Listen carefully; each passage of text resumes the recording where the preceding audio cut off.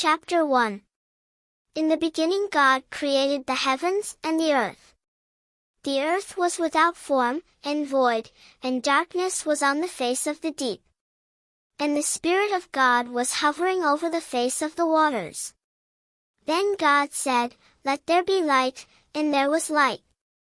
And God saw the light, that it was good, and God divided the light from the darkness. God called the light day, and the darkness he called night. So the evening and the morning were the first day. Then God said, "Let there be a firmament in the midst of the waters, and let it divide the waters from the waters." Thus God made the firmament, and divided the waters which were under the firmament from the waters which were above the firmament, and it was so. And God called the firmament heaven. So the evening and the morning were the second day. Then God said, "Let the waters under the heavens be gathered together into one place, and let the dry land appear," and it was so. And God called the dry land earth, and the gathering together of the waters he called seas. And God saw that it was good. Then God said, "Let the earth bring forth grass, the herb that yields seed, and the fruit tree that yields fruit according to its kind, whose seed is in itself, on the earth," and it was so. And the earth brought forth grass, the herb that yields seed according to its kind, and the tree that yields fruit, whose seed is in itself according to its kind. And God saw that it was good. So the evening and the morning were the third day. Then God said, "Let there be lights in the firmament of the heavens to divide the day from the night, and let them be for signs and seasons, and for days and years. And let them be for lights in the firmament of the heavens to give light on the earth," and it was so. Then God made two great lights, the greater light to rule the day, and the lesser light to rule the night. He made the stars also. God set them in the firmament of the heavens to give light on the earth, and to rule over the day and over the night, and to divide the light from the darkness. And God saw that it was good. So the evening and the morning were the fourth day. Then God said, "Let the waters abound with an abundance of living creatures, and let birds fly above the earth across the face of the firmament of the heavens." So God created great sea creatures and every living thing that moves, with which the waters abounded, according to their kind, and every winged bird according to its kind. And God saw that it was good. And God blessed them, saying, "Be fruitful and multiply, and fill the waters in the seas, and let birds multiply on the earth." So the evening and the morning were the fifth day. Then God said, "Let the earth bring forth the living creature according to its kind, cattle and creeping thing and beast of the earth, each according to its kind," and it was so. And God made the beast of the earth according to its kind, cattle according to its kind, and everything that creeps on the earth according to its kind. And God saw that it was good. Then God said, "Let us make man in our image, according to our likeness, let them have dominion over the fish of the sea, over the birds of the air, and over the cattle, over all the earth, and over every creeping thing that creeps on the earth." So God created man in his own image, in the image of God he created him, male and female he created them. Then God blessed them, and God said to them, "Be fruitful and multiply, fill the earth and subdue it, have dominion over the fish of the sea, over the birds of the air, and over every living thing that moves on the earth." And God said, "See, I have given you every herb that yields seed which is on the face of all the earth, and every tree whose fruit yields seed, to you it shall be for food.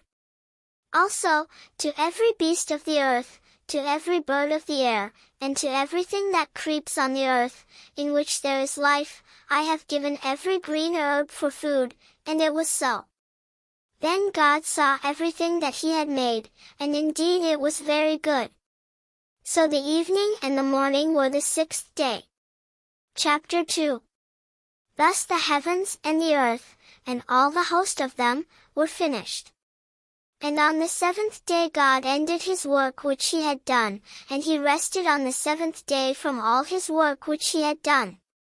Then God blessed the seventh day and sanctified it, because in it he rested from all his work which God had created and made.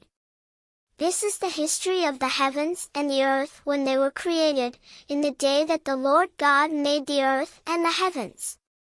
Before any plant of the field was in the earth, and before any herb of the field had grown. For the Lord God had not caused it to rain on the earth, and there was no man to till the ground. But a mist went up from the earth and watered the whole face of the ground. And the Lord God formed man of the dust of the ground, and breathed into his nostrils the breath of life, and man became a living being. The Lord God planted a garden eastward in Eden, and there he put the man whom he had formed. And out of the ground the Lord God made every tree grow that is pleasant to the sight and good for food. The tree of life was also in the midst of the garden, and the tree of the knowledge of good and evil. Now a river went out of Eden to water the garden, and from there it parted and became 4 riverheads. The name of the first is Pishon, it is the one which skirts the whole land of Havilah, where there is gold. And the gold of that land is good. Bdellium and the onyx stone are there.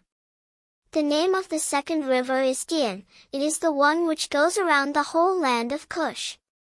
The name of the third river is Hiddekel, it is the one which goes toward the east of Assyria. The fourth river is the Euphrates.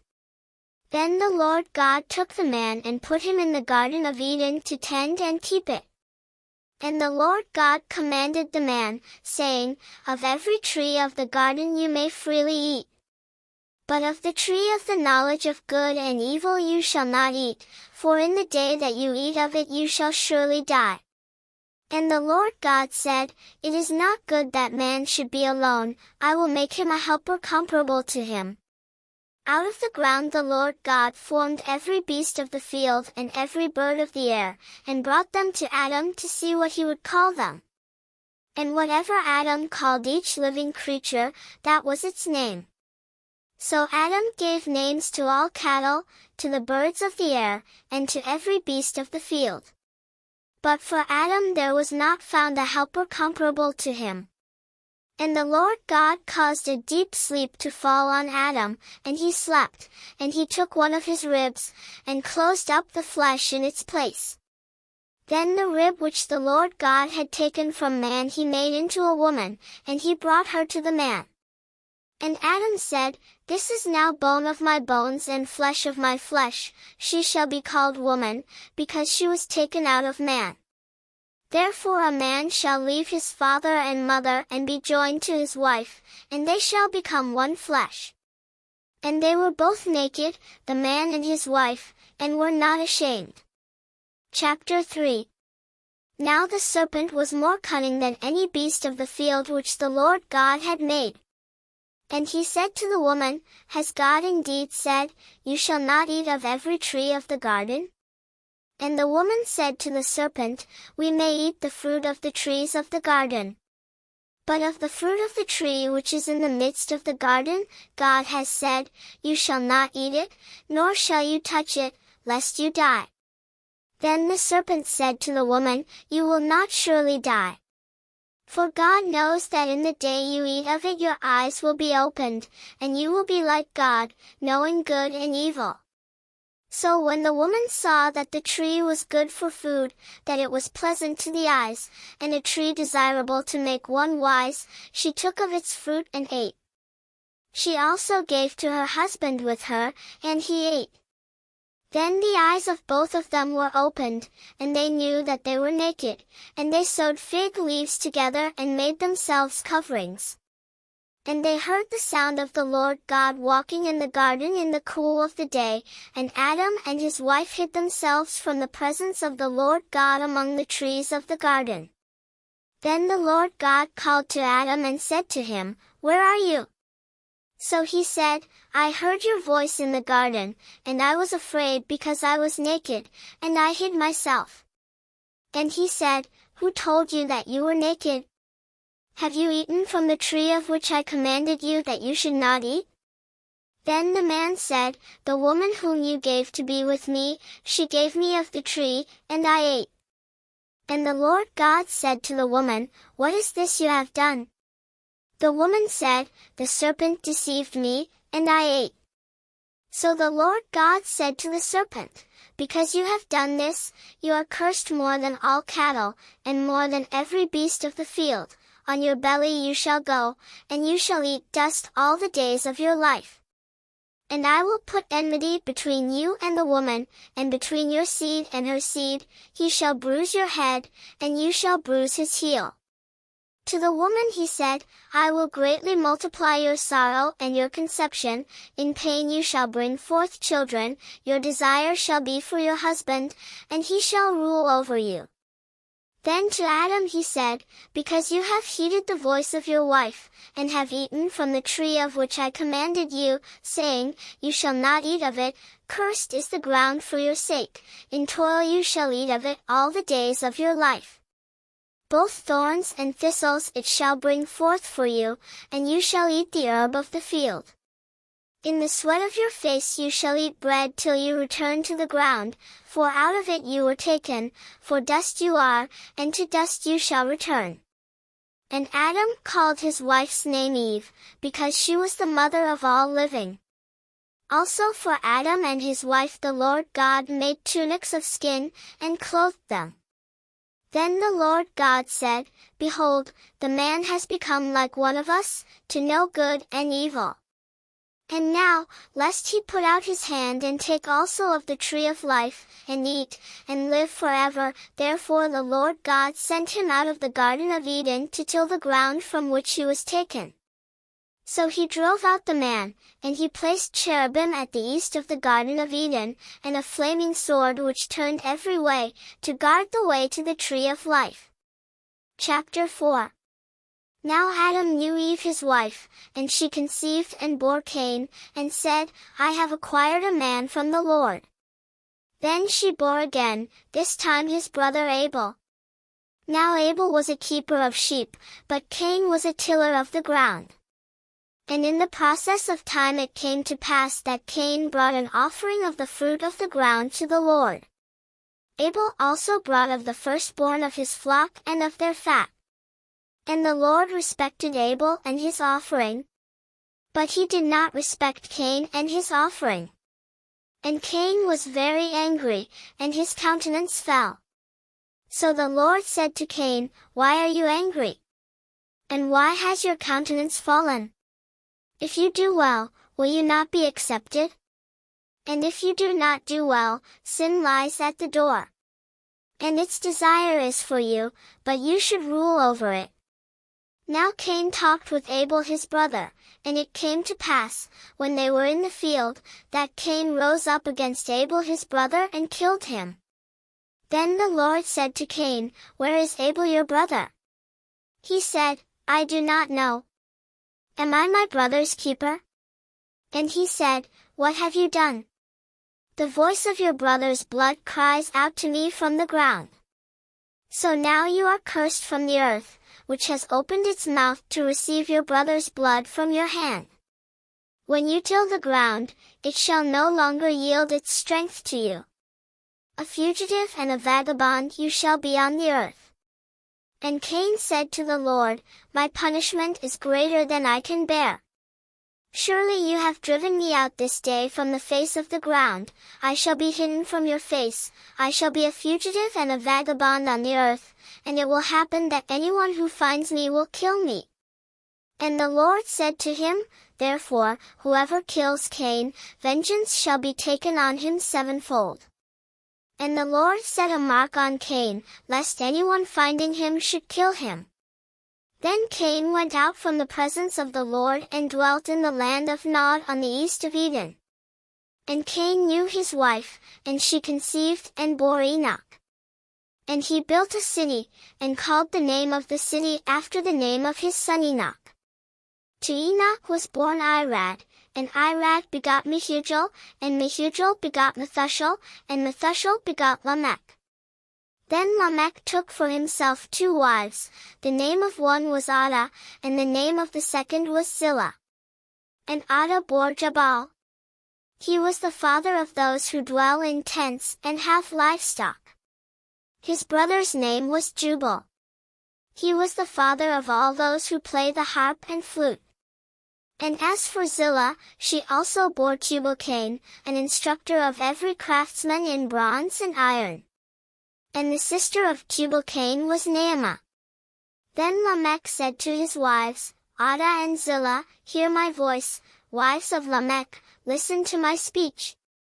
For I have killed a man for wounding me, even a young man for hurting me.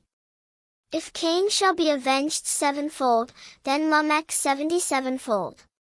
And Adam knew his wife again, and she bore a son and named him Seth, for God has appointed another seed for me instead of Abel, whom Cain killed.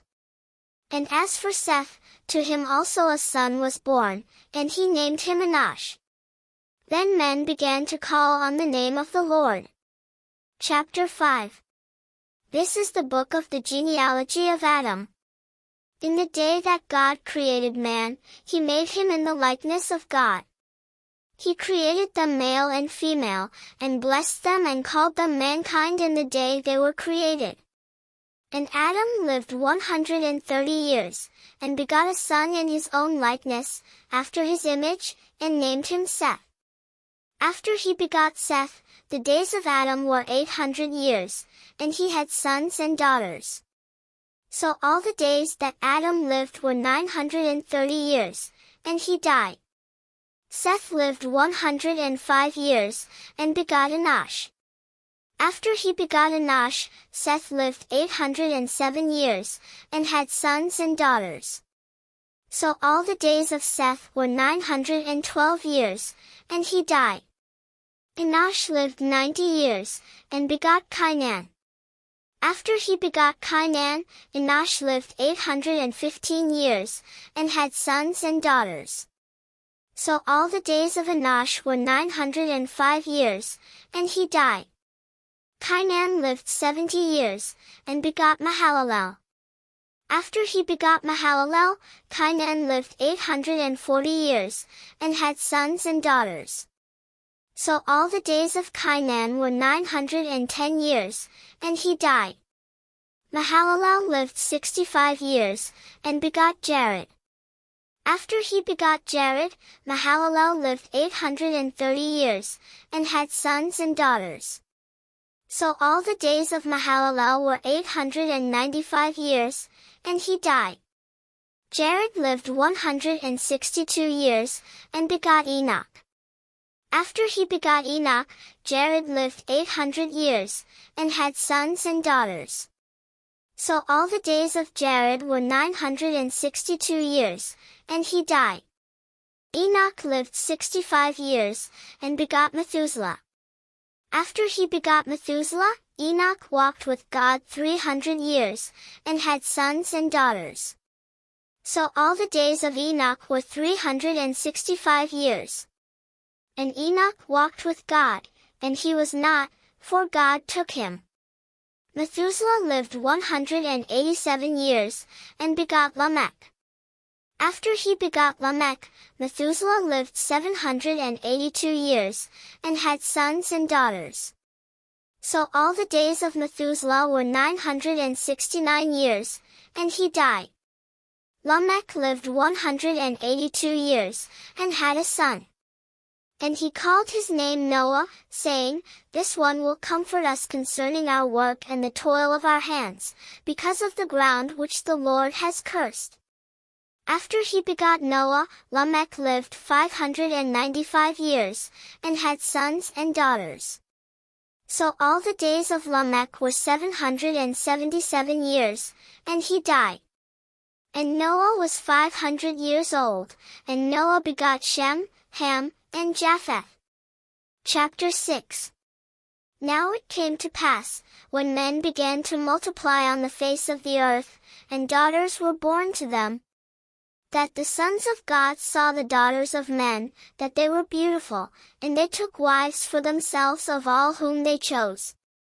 And the Lord said, My spirit shall not strive with man forever, for he is indeed flesh, yet his days shall be 120 years. There were giants on the earth in those days, and also afterward, when the sons of God came in to the daughters of men and they bore children to them. Those were the mighty men who were of old, men of renown. Then the Lord saw that the wickedness of man was great in the earth, and that every intent of the thoughts of his heart was only evil continually.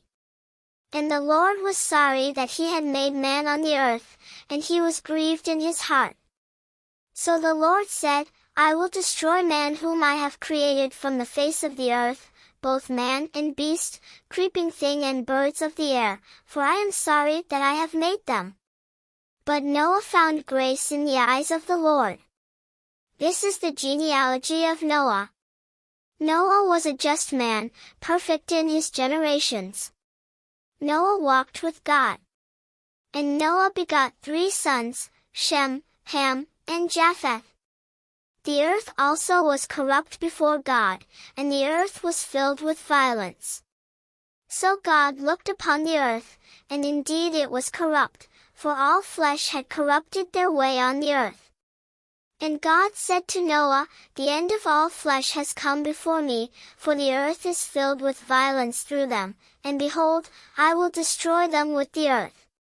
Make yourself an ark of gopher wood, make rooms in the ark, and cover it inside and outside with pitch.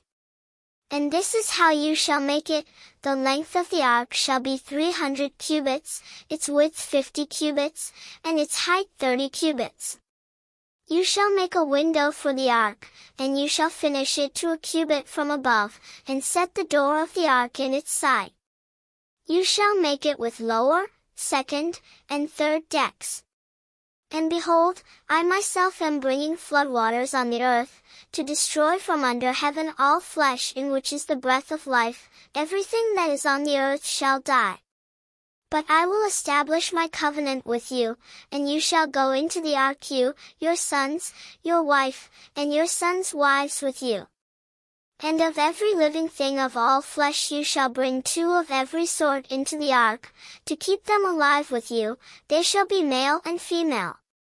Of the birds after their kind, of animals after their kind, and of every creeping thing of the earth after its kind, 2 of every kind will come to you to keep them alive.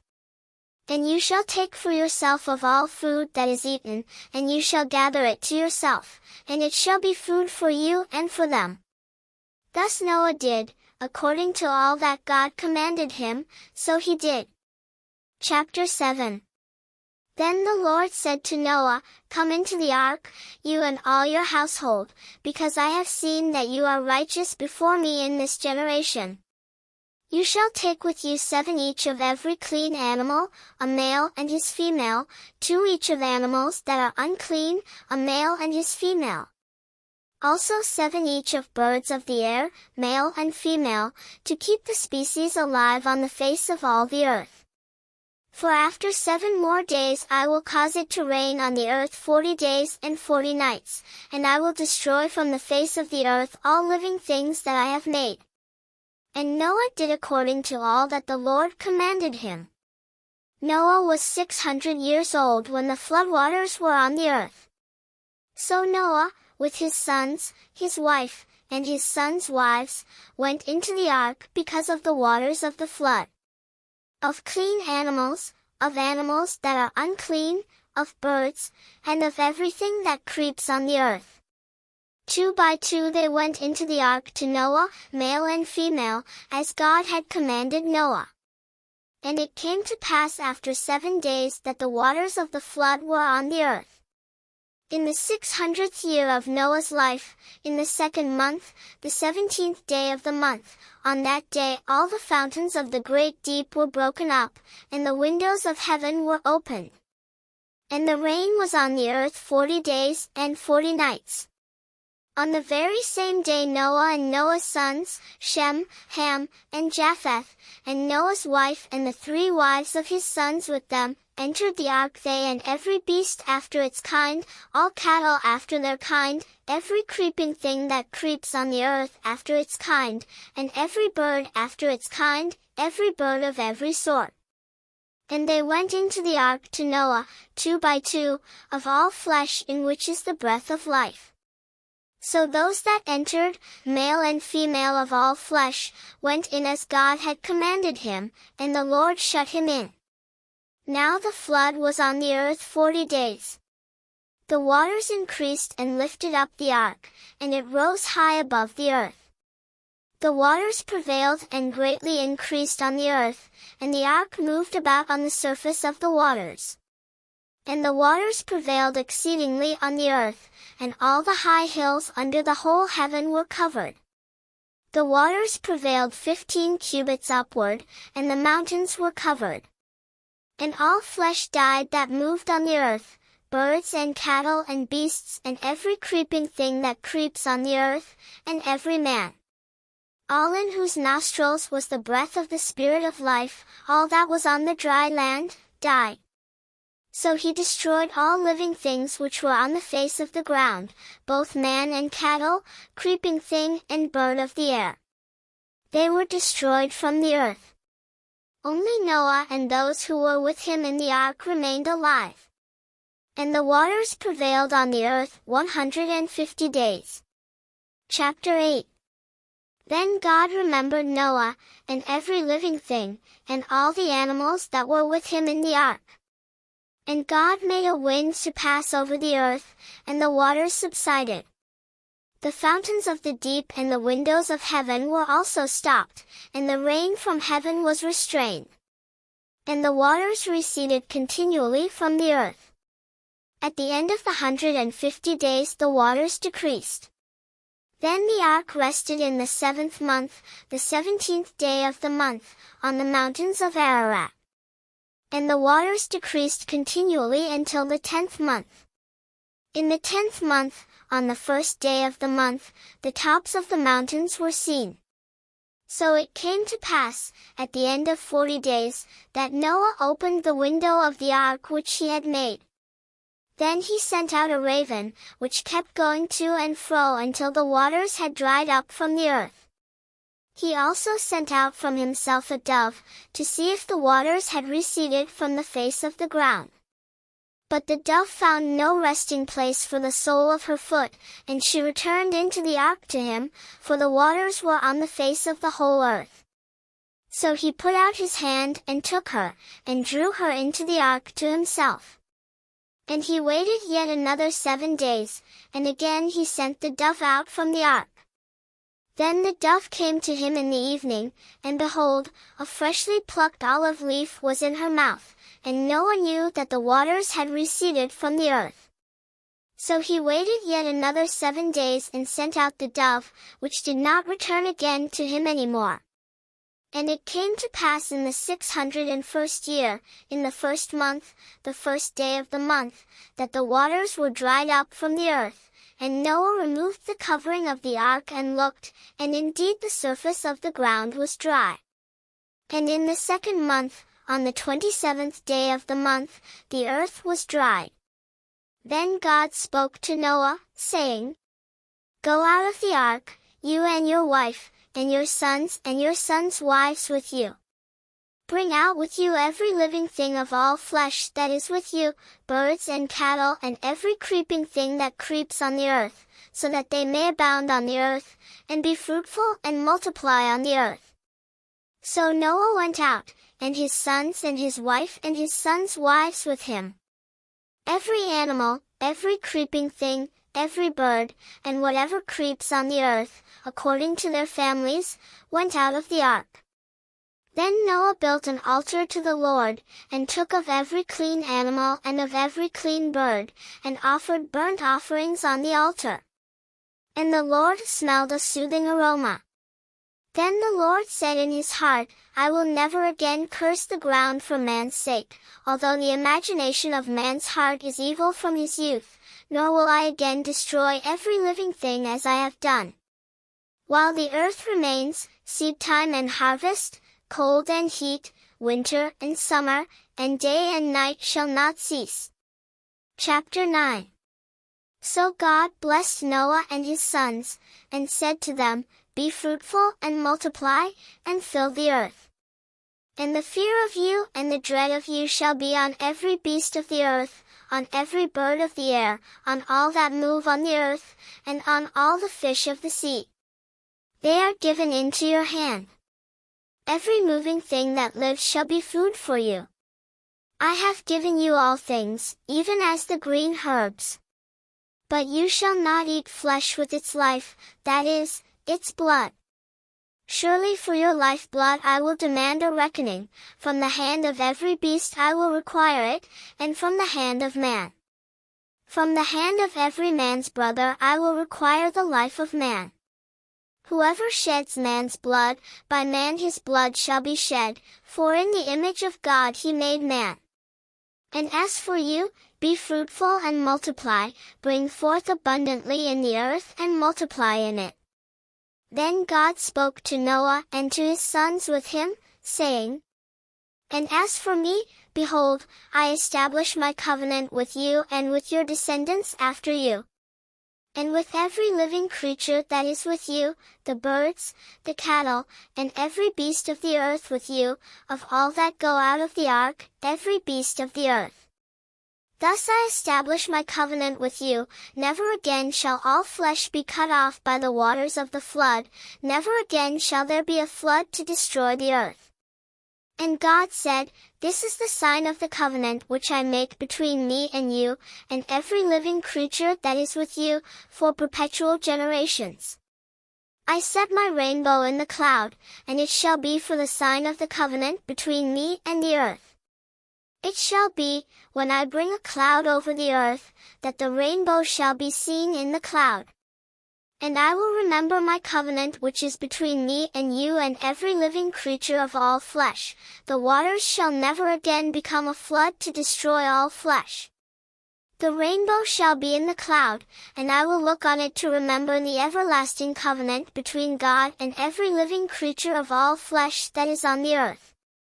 And God said to Noah, This is the sign of the covenant which I have established between me and all flesh that is on the earth.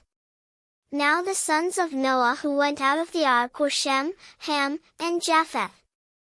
And Ham was the father of Canaan. These three were the sons of Noah, and from these the whole earth was populated.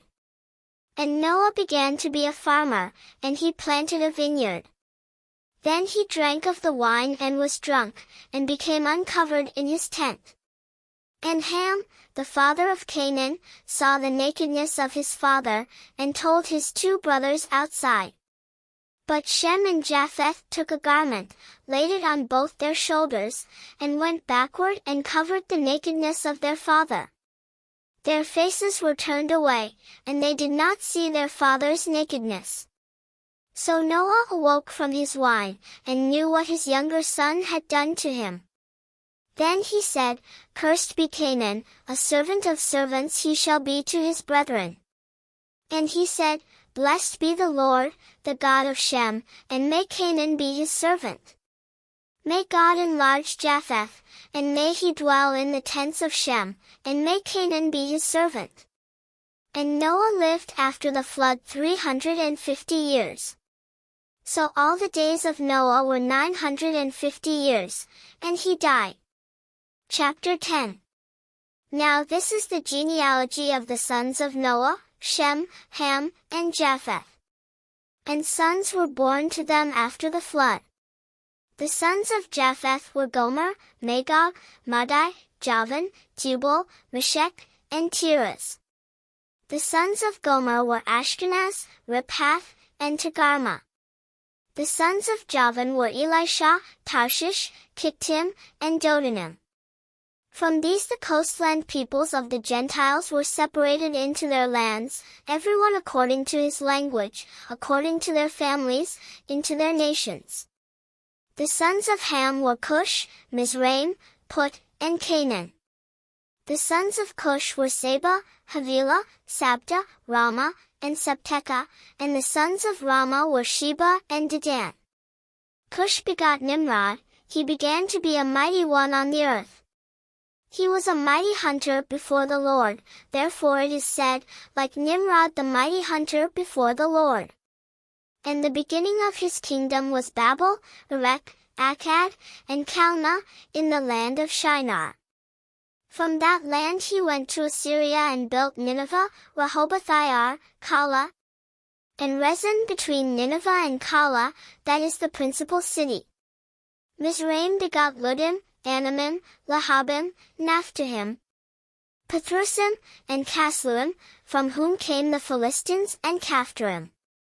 Canaan begot Sidon his firstborn, and Heth, the Jebusite, the Amorite, and the Girgashite, the Hivite, the Archite, and the Sinite, the Arvadite, the Zemarite, and the Hamathite.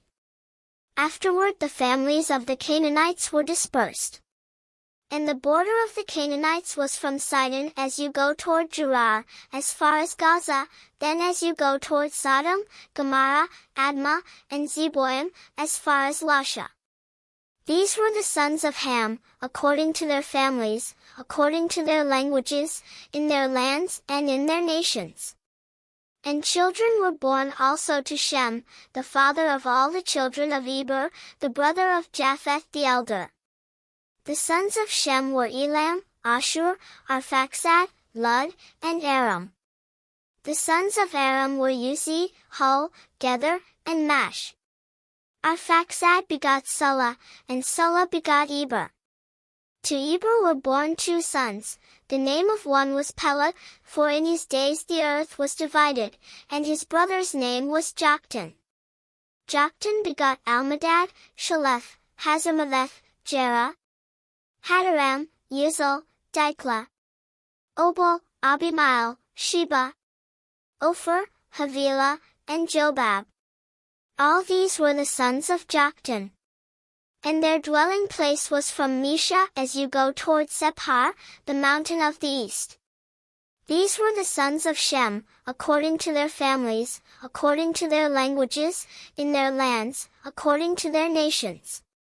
These were the families of the sons of Noah, according to their generations, in their nations, and from these the nations were divided on the earth after the flood.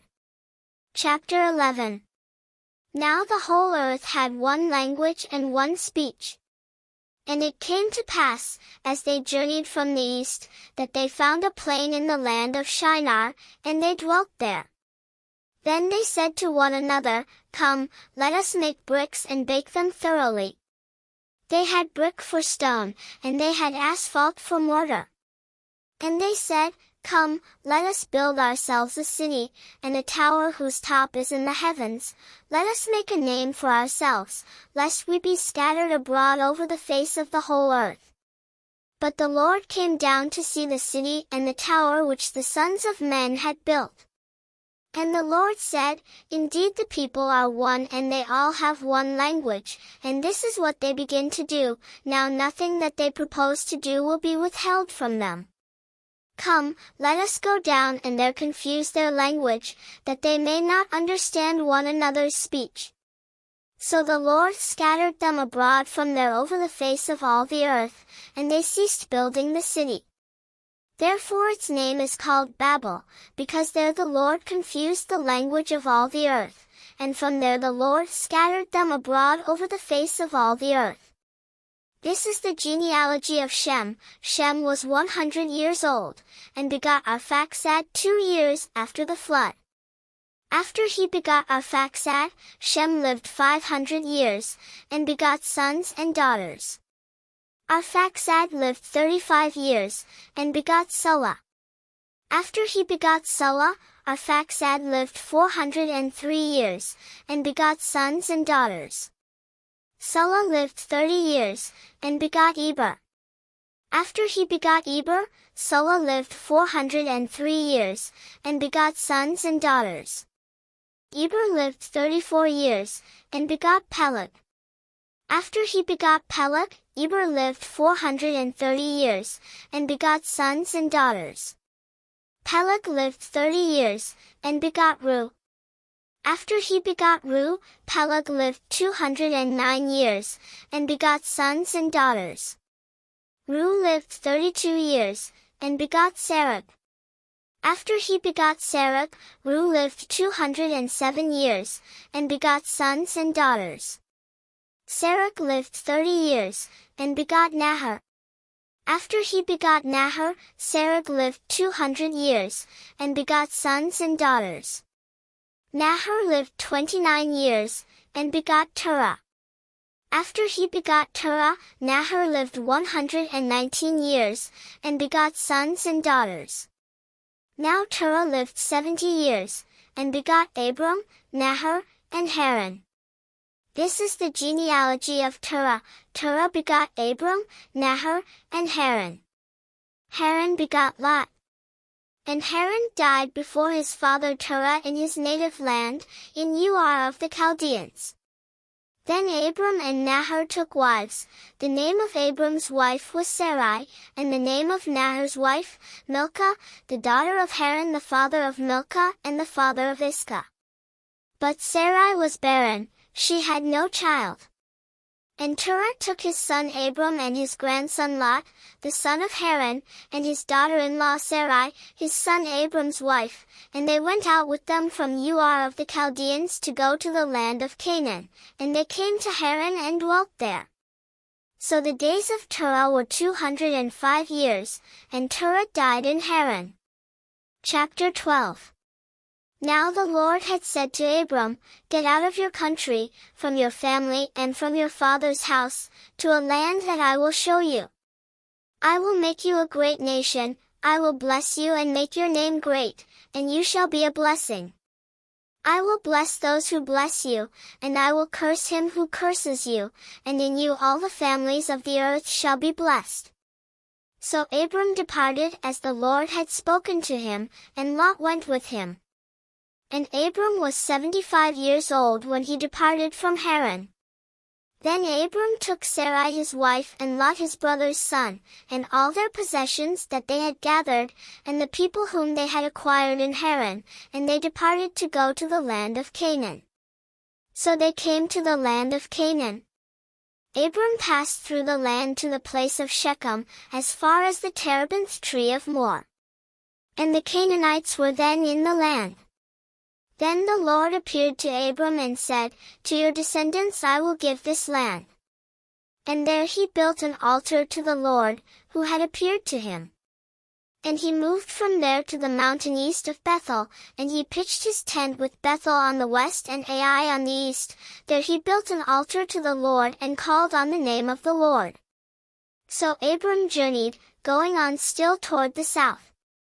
Now there was a famine in the land, and Abram went down to Egypt to dwell there, for the famine was severe in the land. And it came to pass, when he was close to entering Egypt, that he said to Sarai his wife, Indeed I know that you are a woman of beautiful countenance. Therefore it will happen, when the Egyptians see you, that they will say, This is his wife, and they will kill me, but they will let you live. Please say you are my sister, that it may be well with me for your sake, and that I may live because of you. So it was, when Abram came into Egypt, that the Egyptians saw the woman, that she was very beautiful. The princes of Pharaoh also saw her and commended her to Pharaoh. And the woman was taken to Pharaoh's house. He treated Abram well for her sake. He had sheep, oxen, male donkeys, male and female servants, female donkeys, and camels.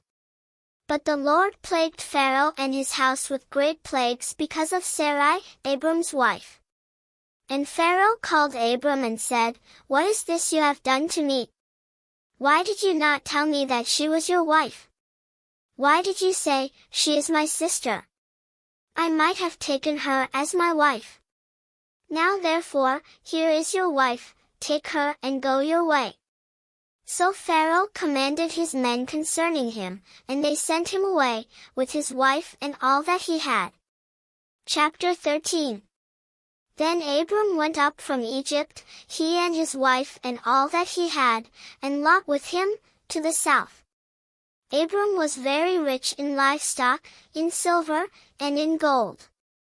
And he went on his journey from the south as far as Bethel, to the place where his tent had been at the beginning, between Bethel and Ai, to the place of the altar which he had made there at first. And there Abram called on the name of the Lord. Lot also, who went with Abram, had flocks and herds and tents. Now the land was not able to support them, that they might dwell together, for their possessions were so great that they could not dwell together. And there was strife between the herdsmen of Abram's livestock and the herdsmen of Lot's livestock. The Canaanites and the Perizzites then dwelt in the land. So Abram said to Lot, Please let there be no strife between you and me, and between my herdsmen and your herdsmen, for we are brethren. Is not the whole land before you? Please separate from me. If you take the left, then I will go to the right, or, if you go to the right, then I will go to the left. And Lot lifted his eyes and saw all the plain of Jordan, that it was well watered everywhere, before the Lord destroyed Sodom and Gomorrah, like the garden of the Lord, like the land of Egypt as you go toward Zoar. Then Lot chose for himself all the plain of Jordan, and Lot journeyed east. And they separated from each other. Abram dwelt in the land of Canaan, and Lot dwelt in the cities of the plain and pitched his tent even as far as Sodom. But the men of Sodom were exceedingly wicked and sinful against the Lord. And the Lord said to Abram, after Lot had separated from him, Lift your eyes now and look from the place where you are northward, southward, eastward, and westward. For all the land which you see I give to you and your descendants forever.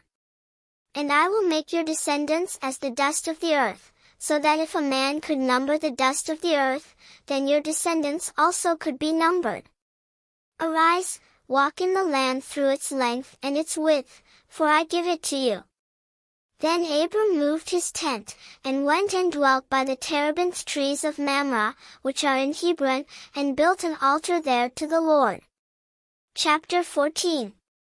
And it came to pass in the days of Amraphel king of Shinar, Arioch king of Elasa, Kedorlaomer king of Elam, and Tidal king of nations, that they made war with Bera king of Sodom, Birsha king of Gomorrah, Shinab king of Admah, Shemeber king of Zeboim, and the king of Bela, that is, Zoar. All these joined together in the valley of Siddim, that is, the Salt Sea. 12 years they served Kedorlaomer, and in the 13th year they rebelled. In the 14th year Kedorlaomer and the kings that were with him came and attacked the Rephaim in Ashtaroth Karnaim, the Zuzim in Ham, the Emim in Shave Kiriathaim, and the Horites in their mountain of Seir, as far as El Paran, which is by the wilderness. Then they turned back and came to En-Mishpat, that is, Kadesh, and attacked all the country of the Amalekites, and also the Amorites who dwelt in Hazez and Tamar.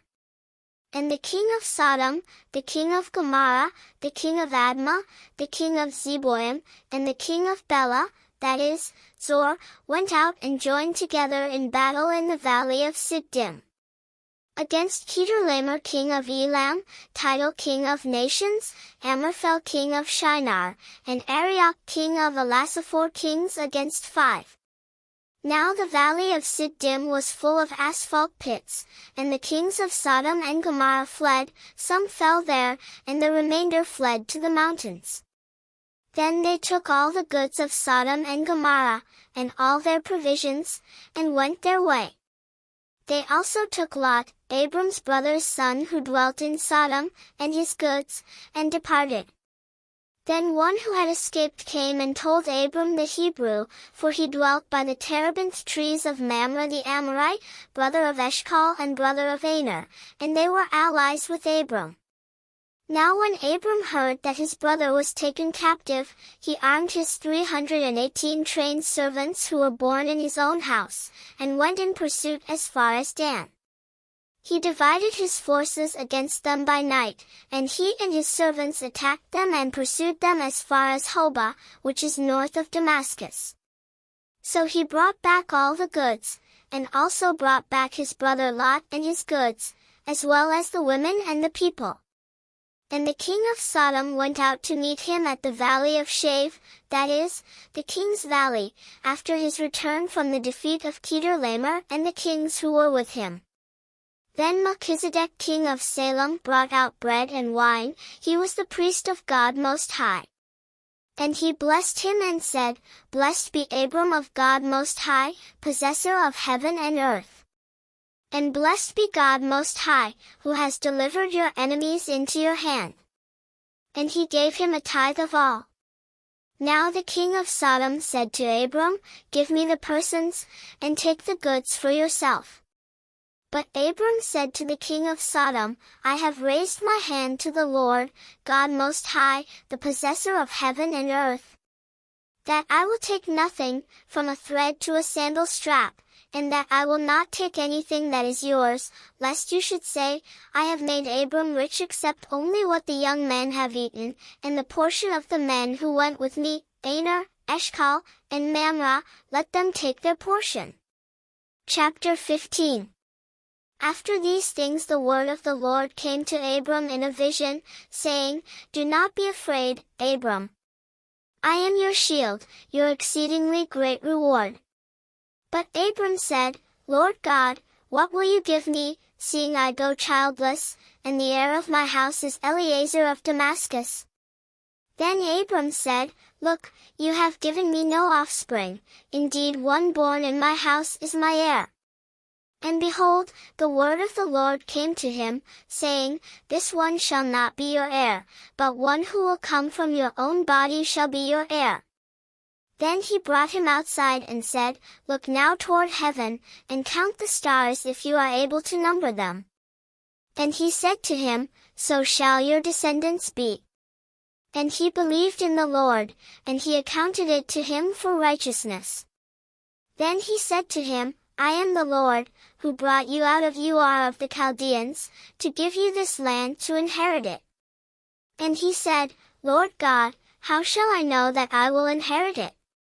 So he said to him, Bring me a 3-year-old heifer, a 3-year-old female goat, a 3-year-old ram, a turtle dove, and a young pigeon. Then he brought all these to him and cut them in two, down the middle, and placed each piece opposite the other, but he did not cut the birds in two.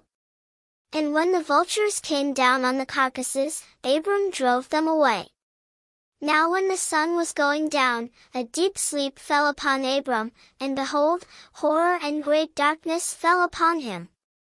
Then he said to Abram, Know certainly that your descendants will be strangers in a land that is not theirs, and will serve them, and they will afflict them 400 years. And also the nation whom they serve I will judge, afterward they shall come out with great possessions. Now as for you, you shall go to your fathers in peace, you shall be buried at a good old age. But in the 4th generation they shall return here, for the iniquity of the Amorites is not yet complete. And it came to pass, when the sun went down and it was dark, that behold, there appeared a smoking oven and a burning torch that passed between those pieces.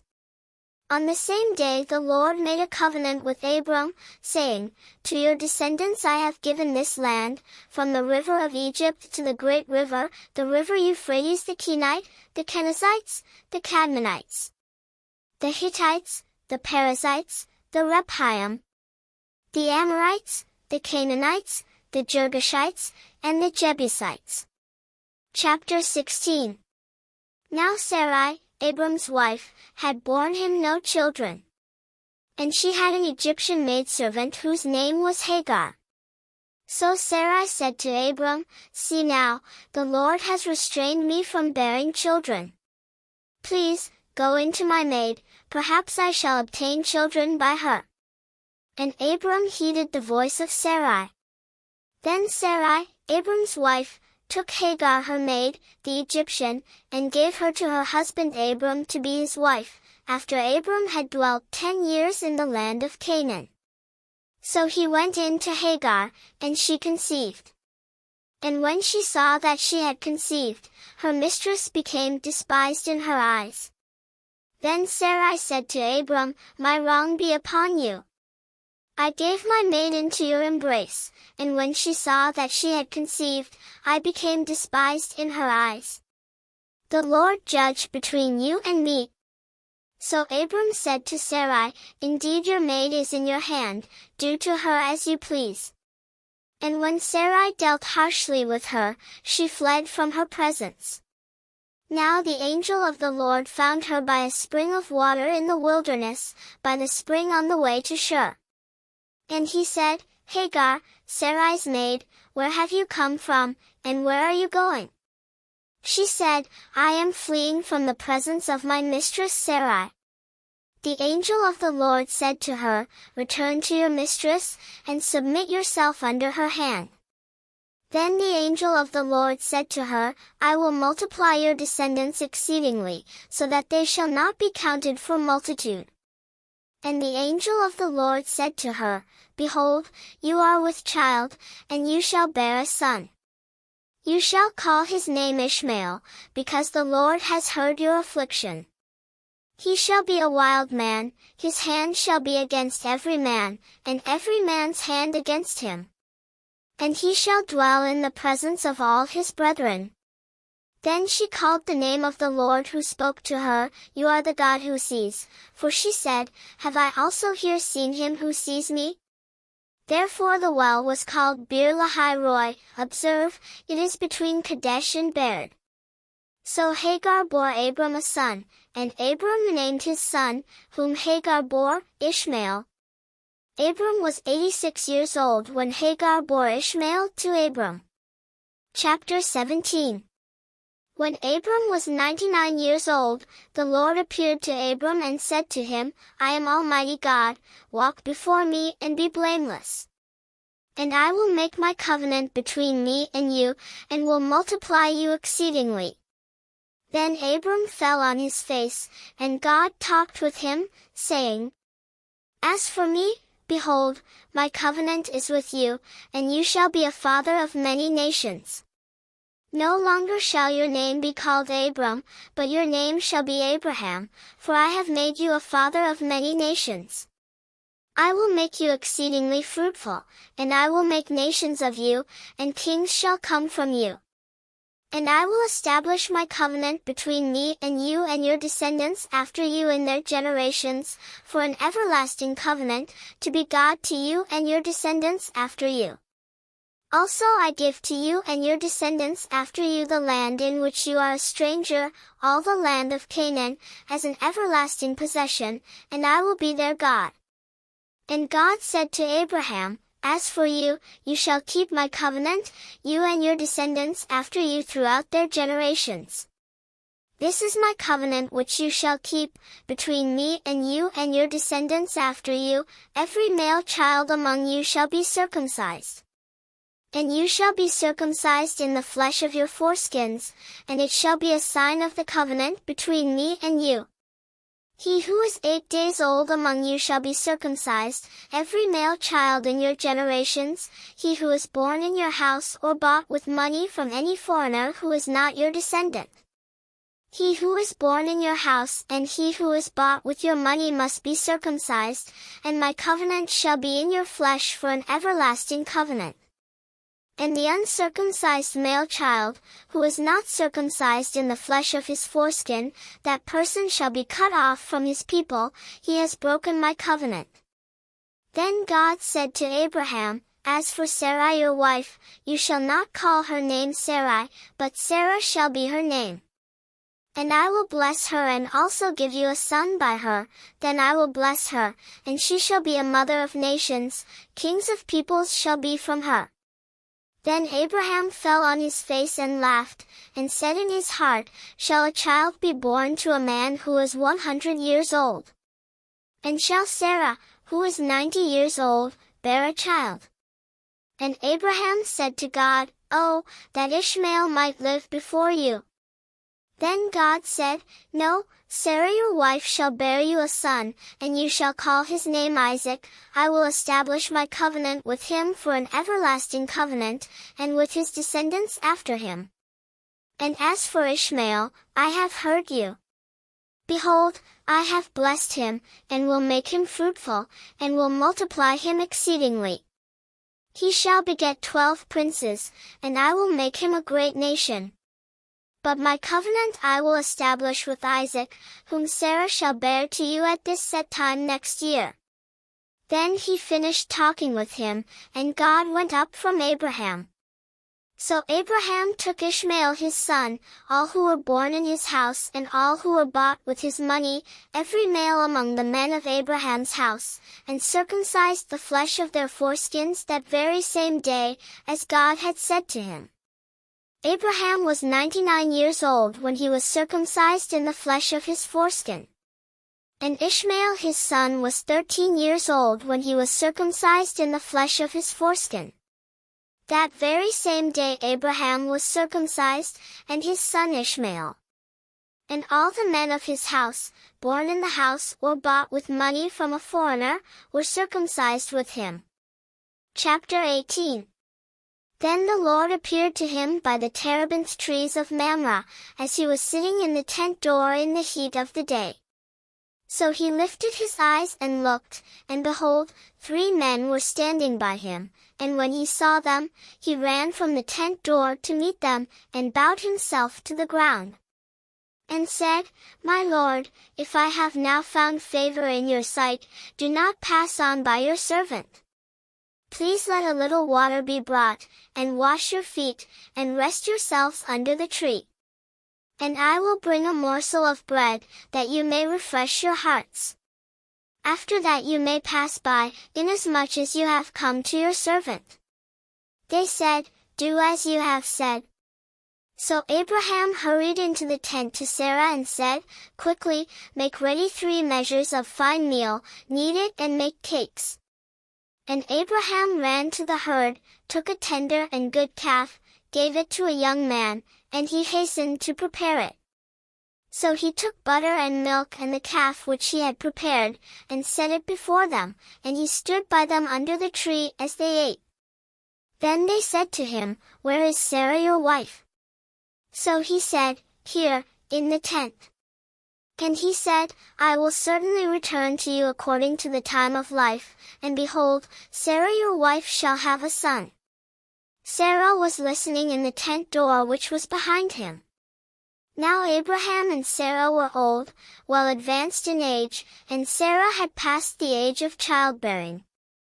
Therefore Sarah laughed within herself, saying, After I have grown old, shall I have pleasure, my Lord being old also? And the Lord said to Abraham, Why did Sarah laugh, saying, Shall I surely bear a child, since I am old? Is anything too hard for the Lord? At the appointed time I will return to you, according to the time of life, and Sarah shall have a son. But Sarah denied it, saying, I did not laugh, for she was afraid. And he said, No, but you did laugh. Then the men rose from there and looked toward Sodom, and Abraham went with them to send them on the way. And the Lord said, Shall I hide from Abraham what I am doing? Since Abraham shall surely become a great and mighty nation, and all the nations of the earth shall be blessed in him? For I have known him, in order that he may command his children and his household after him, that they keep the way of the Lord, to do righteousness and justice, that the Lord may bring to Abraham what he has spoken to him. And the Lord said, Because the outcry against Sodom and Gomorrah is great, and because their sin is very grave, I will go down now and see whether they have done altogether according to the outcry against it that has come to me, and if not, I will know. Then the men turned away from there and went toward Sodom, but Abraham still stood before the Lord. And Abraham came near and said, Would you also destroy the righteous with the wicked? Suppose there were 50 righteous within the city, would you also destroy the place and not spare it for the 50 righteous that were in it? Far be it from you to do such a thing as this, to slay the righteous with the wicked, so that the righteous should be as the wicked, far be it from you. Shall not the judge of all the earth do right? So the Lord said, If I find in Sodom 50 righteous within the city, then I will spare all the place for their sakes. Then Abraham answered and said, Indeed now, I who am but dust and ashes have taken it upon myself to speak to the Lord. Suppose there were 5 less than the 50 righteous, would you destroy all of the city for lack of 5? So he said, If I find there 45, I will not destroy it. And he spoke to him yet again and said, Suppose there should be 40 found there? So he said, I will not do it for the sake of 40. Then he said, Let not the Lord be angry, and I will speak, suppose 30 should be found there? So he said, I will not do it if I find 30 there. And he said, Indeed now, I have taken it upon myself to speak to the Lord, suppose 20 should be found there? So he said, I will not destroy it for the sake of 20. Then he said, Let not the Lord be angry, and I will speak but once more, suppose 10 should be found there? And he said, I will not destroy it for the sake of 10. So the Lord went his way as soon as he had finished speaking with Abraham, and Abraham returned to his place. Chapter 19. Now the 2 angels came to Sodom in the evening, and Lot was sitting in the gate of Sodom. When Lot saw them, he rose to meet them, and he bowed himself with his face toward the ground. And he said, Hear now, my lords, please turn into your servant's house and spend the night, and wash your feet, then you may rise early and go on your way. And they said, No, but we will spend the night in the open square. But he insisted strongly, so they turned in to him and entered his house. Then he made them a feast, and baked unleavened bread, and they ate. Now before they lay down, the men of the city, the men of Sodom, both old and young, all the people from every quarter, surrounded the house. And they called to Lot and said to him, Where are the men who came to you tonight? Bring them out to us that we may know them carnally. So Lot went out to them through the doorway, shut the door behind him, and said, Please, my brethren, do not do so wickedly. See now, I have 2 daughters who have not known a man, please, let me bring them out to you, and you may do to them as you wish, only do nothing to these men, since this is the reason they have come under the shadow of my roof. And they said, Stand back. Then they said, This one came in to stay here, and he keeps acting as a judge, now we will deal worse with you than with them. So they pressed hard against the man Lot, and came near to break down the door. But the men reached out their hands and pulled Lot into the house with them, and shut the door. And they struck the men who were at the doorway of the house with blindness, both small and great, so that they became weary trying to find the door. Then the men said to Lot, Have you anyone else here? Son-in-law, your sons, your daughters, and whomever you have in the city, take them out of this place. For we will destroy this place, because the outcry against them has grown great before the face of the Lord, and the Lord has sent us to destroy it. So Lot went out and spoke to his sons-in-law, who had married his daughters, and said, Get up, get out of this place, for the Lord will destroy this city. But to his sons-in-law he seemed to be joking. When the morning dawned, the angels urged Lot to hurry, saying, Arise, take your wife and your 2 daughters who are here, lest you be consumed in the punishment of the city. And while he lingered, the men took hold of his hand, his wife's hand, and the hands of his 2 daughters, the Lord being merciful to him, and they brought him out and set him outside the city. So it came to pass, when they had brought them outside, that he said, Escape for your life. Do not look behind you nor stay anywhere in the plain. Escape to the mountains, lest you be destroyed. Then Lot said to them, Please, no, my lords. Indeed now, your servant has found favor in your sight, and you have increased your mercy which you have shown me by saving my life. But I cannot escape to the mountains, lest some evil overtake me and I die. See now, this city is near enough to flee to, and it is a little one. Please let me escape there, is it not a little one? And my soul shall live.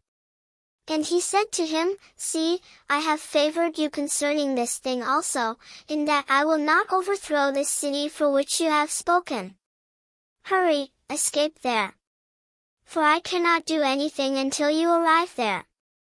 Therefore the name of the city was called Zoar. The sun had risen upon the earth when Lot entered Zoar. Then the Lord rained brimstone and fire on Sodom and Gomorrah from the Lord out of the heavens. So he overthrew those cities, all the plain, all the inhabitants of the cities, and what grew on the ground. But his wife looked back behind him, and she became a pillar of salt. And Abraham went early in the morning to the place where he had stood before the Lord. Then he looked toward Sodom and Gomorrah, and toward all the land of the plain, and he saw, and behold, the smoke of the land which went up like the smoke of a furnace. And it came to pass, when God destroyed the cities of the plain, that God remembered Abraham, and sent Lot out of the midst of the overthrow, when he overthrew the cities in which Lot had dwelt. Then Lot went up out of Zoar and dwelt in the mountains, and his 2 daughters were with him, for he was afraid to dwell in Zoar. And he and his 2 daughters dwelt in a cave. Now the firstborn said to the younger, Our father is old, and there is no man on the earth to come in to us as is the custom of all the earth. Come, let us make our father drink wine, and we will lie with him, that we may preserve the lineage of our father. So they made their father drink wine that night. And the firstborn went in and lay with her father, and he did not know when she lay down or when she arose. It happened on the next day that the firstborn said to the younger, Indeed I lay with my father last night, let us make him drink wine tonight also, and you go in and lie with him, that we may preserve the lineage of our father. Then they made their father drink wine that night also.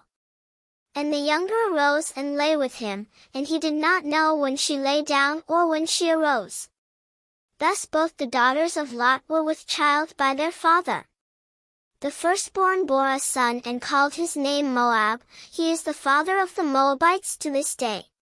And the younger, she also bore a son and called his name Ben-Ammi, he is the father of the people of Ammon to this day. Chapter 20. And Abraham journeyed from there to the south, and dwelt between Kadesh and Shur, and stayed in Gerar. Now Abraham said of Sarah his wife, She is my sister. And Abimelech king of Gerar sent and took Sarah. But God came to Abimelech in a dream by night, and said to him, Indeed you are a dead man because of the woman whom you have taken, for she is a man's wife. But Abimelech had not come near her, and he said, Lord, will you slay a righteous nation also? Did he not say to me, She is my sister? And she, even she herself said, He is my brother. In the integrity of my heart and innocence of my hands I have done this. And God said to him in a dream, Yes, I know that you did this in the integrity of your heart. For I also withheld you from sinning against me, therefore I did not let you touch her. Now therefore, restore the man's wife, for he is a prophet, and he will pray for you and you shall live. But if you do not restore her, know that you shall surely die, you and all who are yours. So Abimelech rose early in the morning, called all his servants, and told all these things in their hearing, and the men were very much afraid. And Abimelech called Abraham and said to him, What have you done to us? How have I offended you, that you have brought on me and on my kingdom a great sin? You have done deeds to me that ought not to be done. Then Abimelech said to Abraham, What did you have in view, that you have done this thing? And Abraham said, Because I thought, surely the fear of God is not in this place, and they will kill me on account of my wife. But indeed she is truly my sister. She is the daughter of my father, but not the daughter of my mother, and she became my wife. And it came to pass, when God caused me to wander from my father's house, that I said to her, This is your kindness that you should do for me. In every place, wherever we go, say of me, He is my brother. Then Abimelech took sheep, oxen, and male and female servants, and gave them to Abraham, and he restored Sarah his wife to him. And Abimelech said, See, my land is before you, dwell where it pleases you. Then to Sarah he said, Behold, I have given your brother 1,000 pieces of silver. Indeed this vindicates you before all who are with you and before everybody. Thus she was rebuked. So Abraham prayed to God, and God healed Abimelech, his wife, and his female servants. Then they bore children. For the Lord had closed up all the wombs of the house of Abimelech because of Sarah, Abraham's wife. Chapter 21.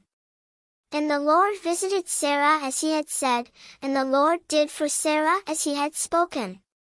For Sarah conceived and bore Abraham a son in his old age, at the set time of which God had spoken to him. And Abraham called the name of his son who was born to him whom Sarah bore to him Isaac. Then Abraham circumcised his son Isaac when he was 8 days old, as God had commanded him. Now Abraham was 100 years old when his son Isaac was born to him.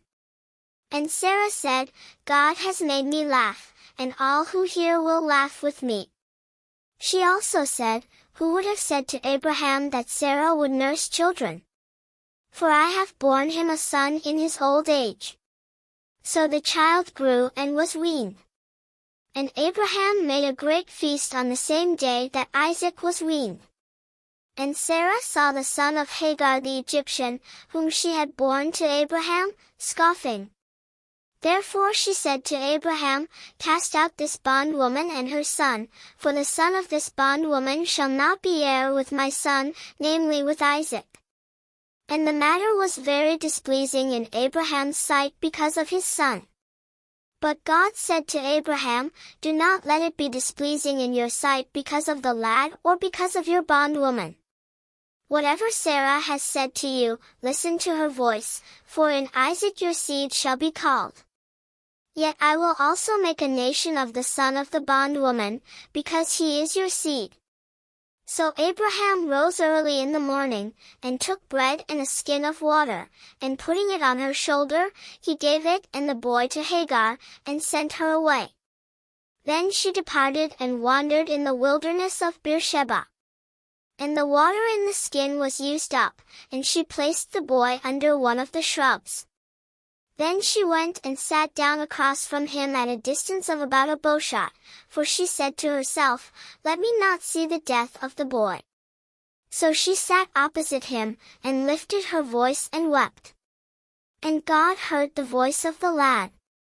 Then the angel of God called to Hagar out of heaven, and said to her, What ails you, Hagar? Fear not, for God has heard the voice of the lad where he is. Arise, lift up the lad and hold him with your hand, for I will make him a great nation. Then God opened her eyes, and she saw a well of water. And she went and filled the skin with water, and gave the lad a drink. So God was with the lad, and he grew and dwelt in the wilderness, and became an archer. He dwelt in the wilderness of Paran, and his mother took a wife for him from the land of Egypt. And it came to pass at that time that Abimelech and Phicol, the commander of his army, spoke to Abraham, saying, God is with you in all that you do. Now therefore, swear to me by God that you will not deal falsely with me, with my offspring, or with my posterity, but that according to the kindness that I have done to you, you will do to me and to the land in which you have dwelt. And Abraham said, I will swear.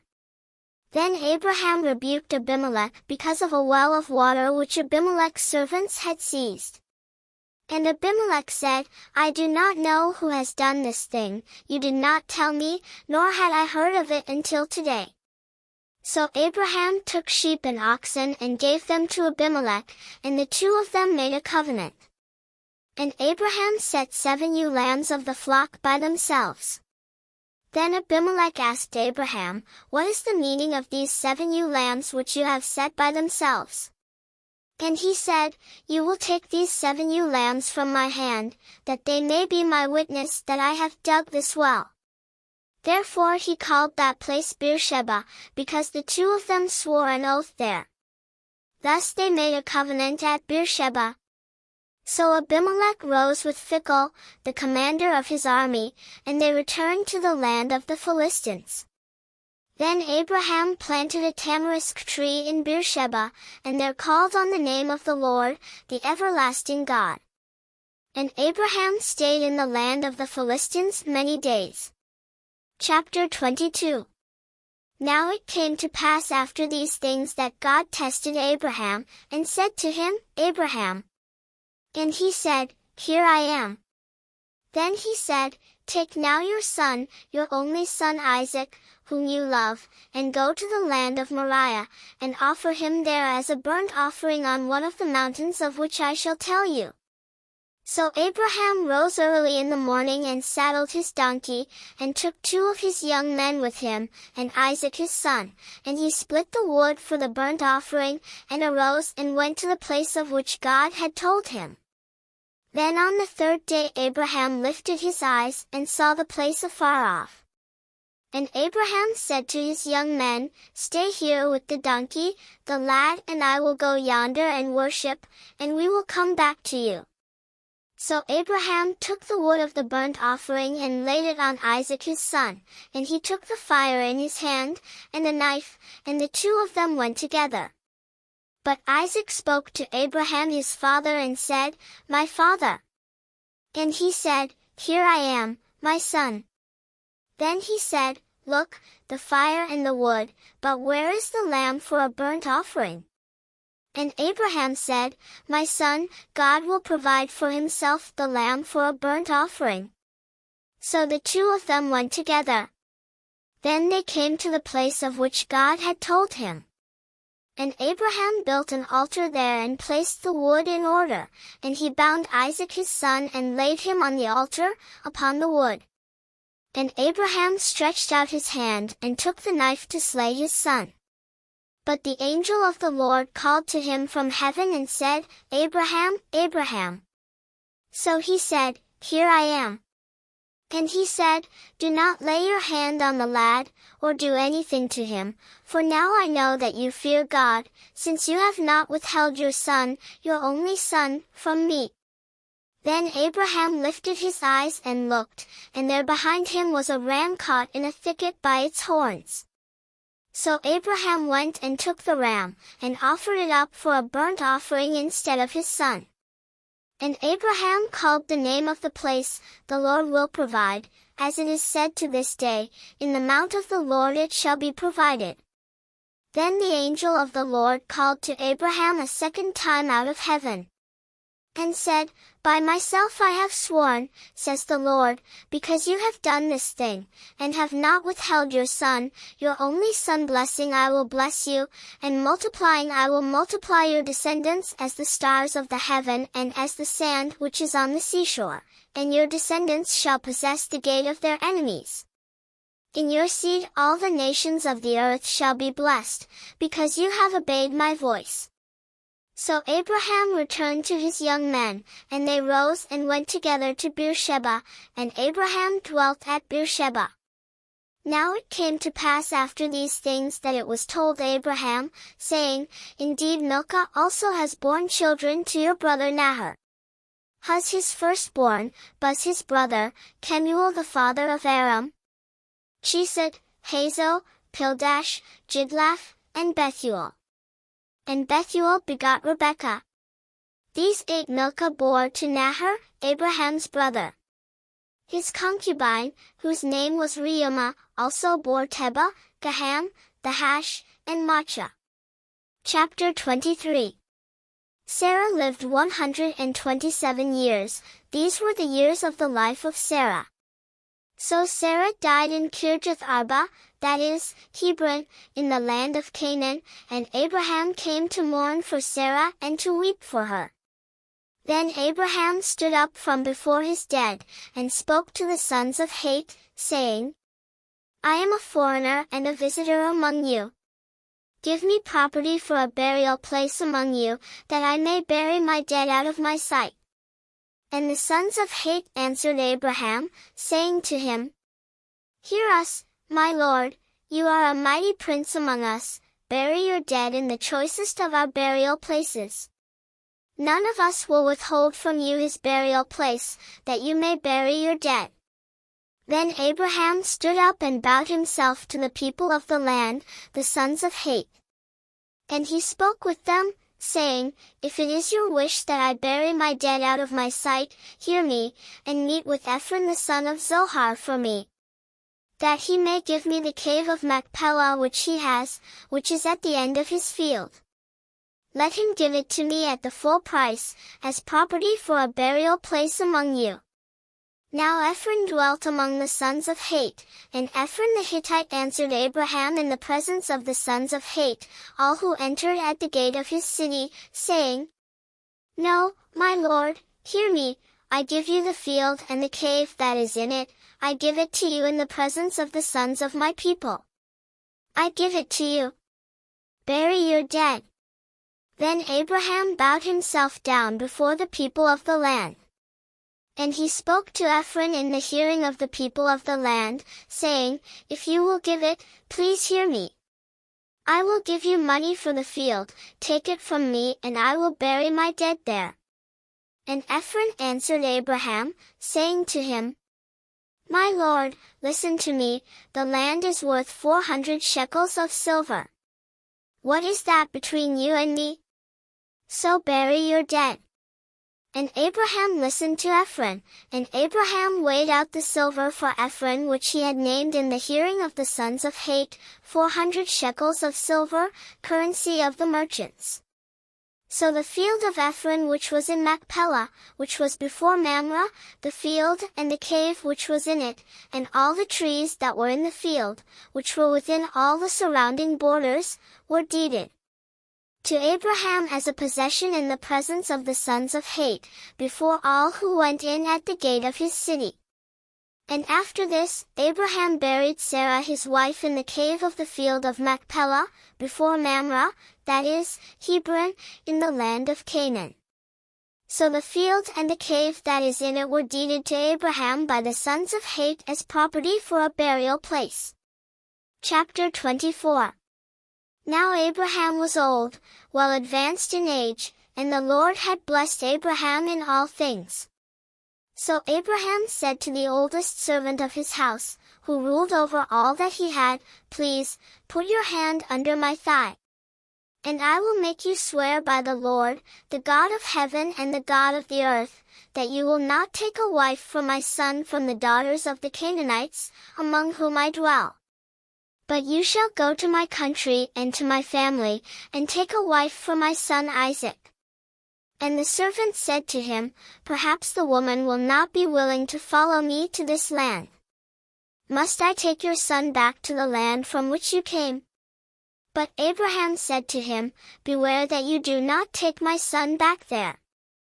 The Lord God of heaven, who took me from my father's house and from the land of my family, and who spoke to me and swore to me, saying, To your descendants I give this land, he will send his angel before you, and you shall take a wife for my son from there.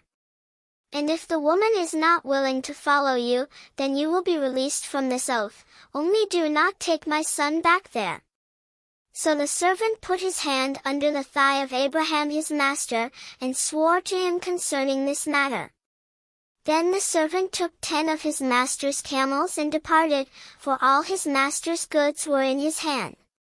And he arose and went to Mesopotamia, to the city of Nahor. And he made his camels kneel down outside the city by a well of water at evening time, the time when women go out to draw water. Then he said, O Lord God of my master Abraham, please give me success this day, and show kindness to my master Abraham. Behold, here I stand by the well of water, and the daughters of the men of the city are coming out to draw water. Now let it be that the young woman to whom I say, Please let down your pitcher that I may drink, and she says, Drink, and I will also give your camels a drink, let her be the one you have appointed for your servant Isaac. And by this I will know that you have shown kindness to my master. And it happened, before he had finished speaking, that behold, Rebekah, who was born to Bethuel, son of Milcah, the wife of Nahor, Abraham's brother, came out with her pitcher on her shoulder. Now the young woman was very beautiful to behold, a virgin, no man had known her. And she went down to the well, filled her pitcher, and came up. And the servant ran to meet her and said, Please let me drink a little water from your pitcher. So she said, Drink, my lord. Then she quickly let her pitcher down to her hand, and gave him a drink. And when she had finished giving him a drink, she said, I will draw water for your camels also, until they have finished drinking. Then she quickly emptied her pitcher into the trough, ran back to the well to draw water, and drew for all his camels. And the man, wondering at her, remained silent so as to know whether the Lord had made his journey prosperous or not. So it was, when the camels had finished drinking, that the man took a golden nose ring weighing 1/2 shekel, and 2 bracelets for her wrists weighing 10 shekels of gold. And said, Whose daughter are you? Tell me, please, is there room in your father's house for us to lodge?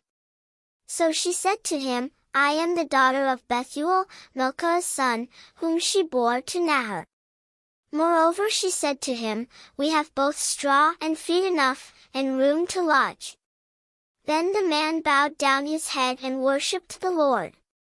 And he said, Blessed be the Lord God of my master Abraham, who has not forsaken his mercy and his truth toward my master. As for me, being on the way, the Lord led me to the house of my master's brethren. So the young woman ran and told her mother's household these things. Now Rebekah had a brother whose name was Laban, and Laban ran out to the man by the well. So it came to pass, when he saw the nose ring, and the bracelets on his sister's wrists, and when he heard the words of his sister Rebekah, saying, Thus the man spoke to me, that he went to the man. And there he stood by the camels at the well. And he said, Come in, O blessed of the Lord. Why do you stand outside? For I have prepared the house, and a place for the camels. Then the man came to the house. And he unloaded the camels, and provided straw and feed for the camels, and water to wash his feet and the feet of the men who were with him. Food was set before him to eat, but he said, I will not eat until I have told about my errand. And he said, Speak on. So he said, I am Abraham's servant.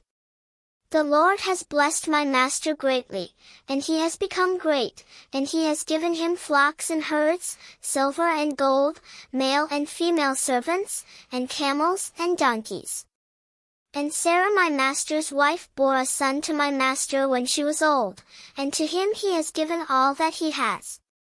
Now my master made me swear, saying, You shall not take a wife for my son from the daughters of the Canaanites, in whose land I dwell. But you shall go to my father's house and to my family, and take a wife for my son. And I said to my master, Perhaps the woman will not follow me. But he said to me, The Lord, before whom I walk, will send his angel with you and prosper your way, and you shall take a wife for my son from my family and from my father's house. You will be clear from this oath when you arrive among my family, for if they will not give her to you, then you will be released from my oath. And this day I came to the well and said, O Lord God of my master Abraham, if you will now prosper the way in which I go. Behold, I stand by the well of water, and it shall come to pass that when the virgin comes out to draw water, and I say to her, Please give me a little water from your pitcher to drink. And she says to me, Drink, and I will draw for your camels also, let her be the woman whom the Lord has appointed for my master's son. But before I had finished speaking in my heart, there was Rebekah, coming out with her pitcher on her shoulder, and she went down to the well and drew water. And I said to her, Please let me drink. And she made haste and let her pitcher down from her shoulder, and said, Drink, and I will give your camels a drink also. So I drank, and she gave the camels a drink also. Then I asked her, and said, Whose daughter are you? And she said, The daughter of Bethuel, Nahor's son, whom Milcah bore to him. So I put the nose ring on her nose and the bracelets on her wrists. And I bowed my head and worshipped the Lord, and blessed the Lord God of my master Abraham, who had led me in the way of truth to take the daughter of my master's brother for his son. Now if you will deal kindly and truly with my master, tell me. And if not, tell me, that I may turn to the right hand or to the left. Then Laban and Bethuel answered and said, The thing comes from the Lord, we cannot speak to you either bad or good. Here is Rebekah before you, take her and go, and let her be your master's son's wife, as the Lord has spoken. And it came to pass, when Abraham's servant heard their words, that he worshipped the Lord, bowing himself to the earth. Then the servant brought out jewelry of silver, jewelry of gold, and clothing, and gave them to Rebekah. He also gave precious things to her brother and to her mother. And he and the men who were with him ate and drank and stayed all night. Then they arose in the morning, and he said, Send me away to my master.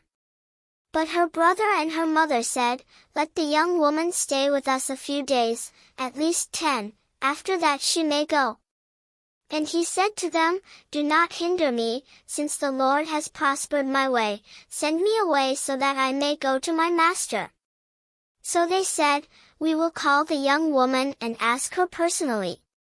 Then they called Rebekah and said to her, Will you go with this man? And she said, I will go. So they sent away Rebekah their sister and her nurse, and Abraham's servant and his men. And they blessed Rebekah and said to her, Our sister, may you become the mother of thousands of 10,000s, and may your descendants possess the gates of those who hate them. Then Rebekah and her maids arose, and they rode on the camels and followed the man. So the servant took Rebekah and departed. Now Isaac came from the way of Beer-lahai-roi, for he dwelt in the south. And Isaac went out to meditate in the field in the evening, and he lifted his eyes and looked, and there, the camels were coming. Then Rebekah lifted her eyes, and when she saw Isaac she dismounted from her camel. For she had said to the servant, Who is this man walking in the field to meet us? The servant said, It is my master. So she took a veil and covered herself. And the servant told Isaac all the things that he had done. Then Isaac brought her into his mother Sarah's tent, and he took Rebekah and she became his wife, and he loved her. So Isaac was comforted after his mother's death. Chapter 25. Abraham again took a wife, and her name was Keturah. And she bore him Zimran, Jokshan, Medan, Midian, Ishbak, and Shua. Jokshan begot Sheba and Dedan. And the sons of Dedan were Ashurim, Letushim, and Lumim. And the sons of Midian were Ephah, Epher, Hanok, Abitha, and Eldah. All these were the children of Keturah. And Abraham gave all that he had to Isaac. But Abraham gave gifts to the sons of the concubines which Abraham had, and while he was still living he sent them eastward, away from Isaac his son, to the country of the east. This is the sum of the years of Abraham's life which he lived, 175 years. Then Abraham breathed his last and died in a good old age, an old man and full of years, and was gathered to his people. And his sons Isaac and Ishmael buried him in the cave of Machpelah, which is before Mamre, in the field of Ephron the son of Zohar the Hittite. The field which Abraham purchased from the sons of Heth. There Abraham was buried, and Sarah his wife. And it came to pass, after the death of Abraham, that God blessed his son Isaac. And Isaac dwelt at Beer-lahai-roi. Now this is the genealogy of Ishmael, Abraham's son, whom Hagar the Egyptian, Sarah's maidservant, bore to Abraham.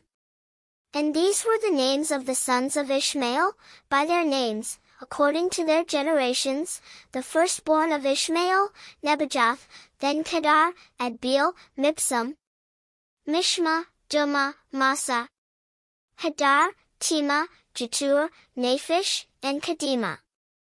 These were the sons of Ishmael, and these were their names, by their towns and their settlements, 12 princes according to their nations. These were the years of the life of Ishmael, 137 years, and he breathed his last and died, and was gathered to his people. They dwelt from Havilah as far as Shur, which is east of Egypt as you go toward Assyria. He died in the presence of all his brethren. This is the genealogy of Isaac, Abraham's son. Abraham begot Isaac.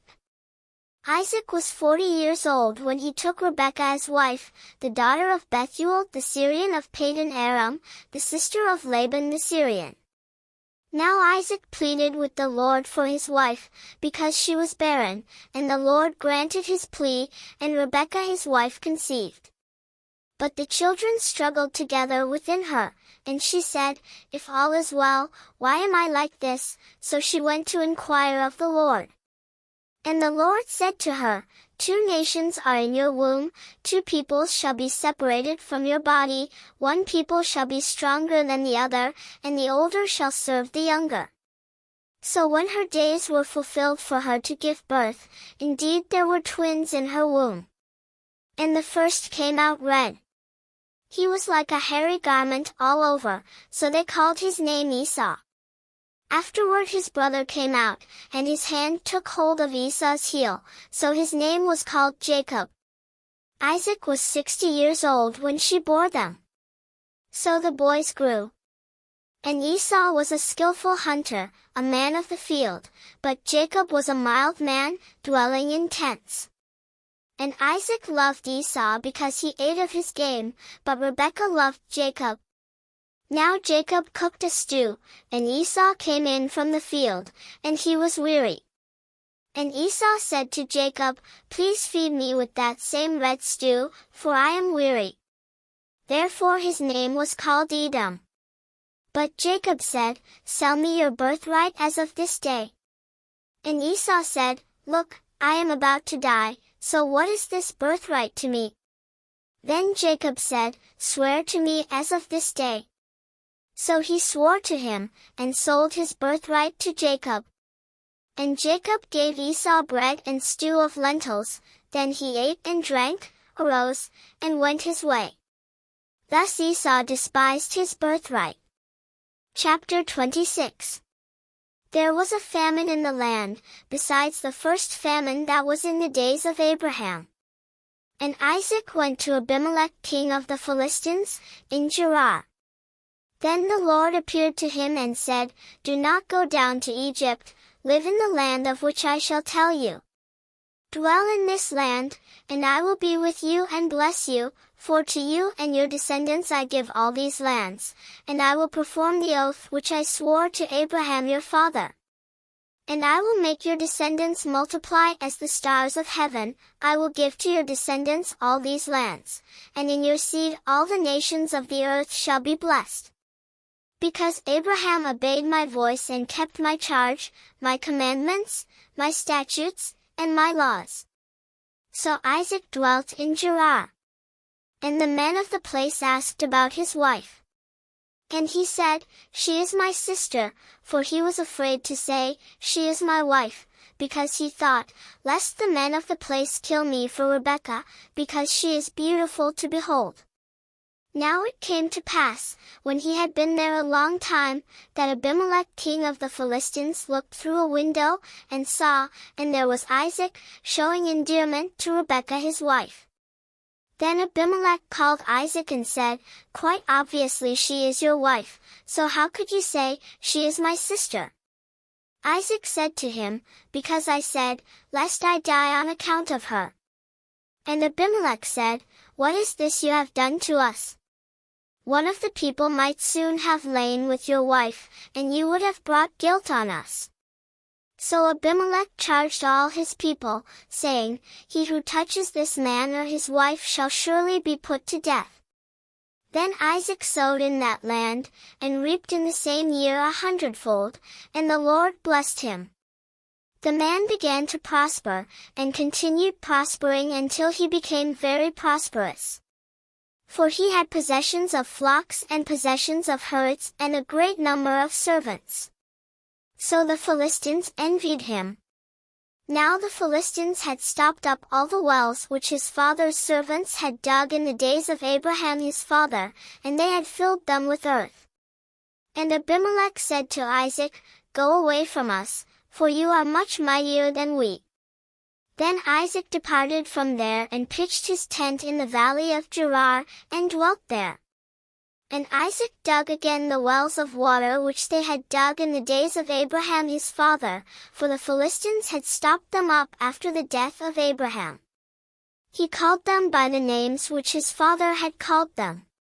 Also Isaac's servants dug in the valley, and found a well of running water there. But the herdsmen of Gerar quarreled with Isaac's herdsmen, saying, "The water is ours." So he called the name of the well Esek, because they quarreled with him. Then they dug another well, and they quarreled over that one also. So he called its name Sitnah. And he moved from there and dug another well, and they did not quarrel over it. So he called its name Rehoboth, because he said, "For now the Lord has made room for us, and we shall be fruitful in the land." Then he went up from there to Beersheba. And the Lord appeared to him the same night and said, "I am the God of your father Abraham, do not fear, for I am with you. I will bless you and multiply your descendants for my servant Abraham's sake." So he built an altar there and called on the name of the Lord, and he pitched his tent there, and there Isaac's servants dug a well. Then Abimelech came to him from Gerar with Ahuzzath, one of his friends, and Phicol the commander of his army. And Isaac said to them, "Why have you come to me, since you hate me and have sent me away from you?" But they said, "We have certainly seen that the Lord is with you." So we said, "Let there now be an oath between us, between you and us, and let us make a covenant with you, that you will do us no harm, since we have not touched you, and since we have done nothing to you but good and have sent you away in peace. You are now the blessed of the Lord." So he made them a feast, and they ate and drank. Then they arose early in the morning and swore an oath with one another, and Isaac sent them away, and they departed from him in peace. It came to pass the same day that Isaac's servants came and told him about the well which they had dug, and said to him, "We have found water." So he called it Sheba.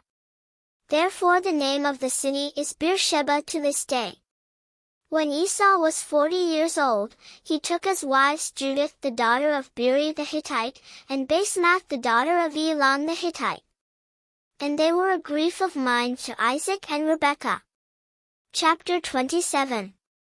Now it came to pass, when Isaac was old and his eyes were so dim that he could not see, that he called Esau his older son and said to him, "My son."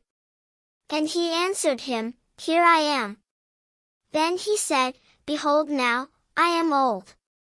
I do not know the day of my death.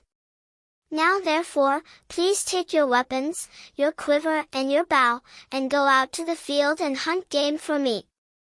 And make me savory food, such as I love, and bring it to me that I may eat, that my soul may bless you before I die." Now Rebekah was listening when Isaac spoke to Esau his son. And Esau went to the field to hunt game and to bring it. So Rebekah spoke to Jacob her son, saying, "Indeed I heard your father speak to Esau your brother, saying, 'Bring me game and make savory food for me, that I may eat it and bless you in the presence of the Lord before my death.'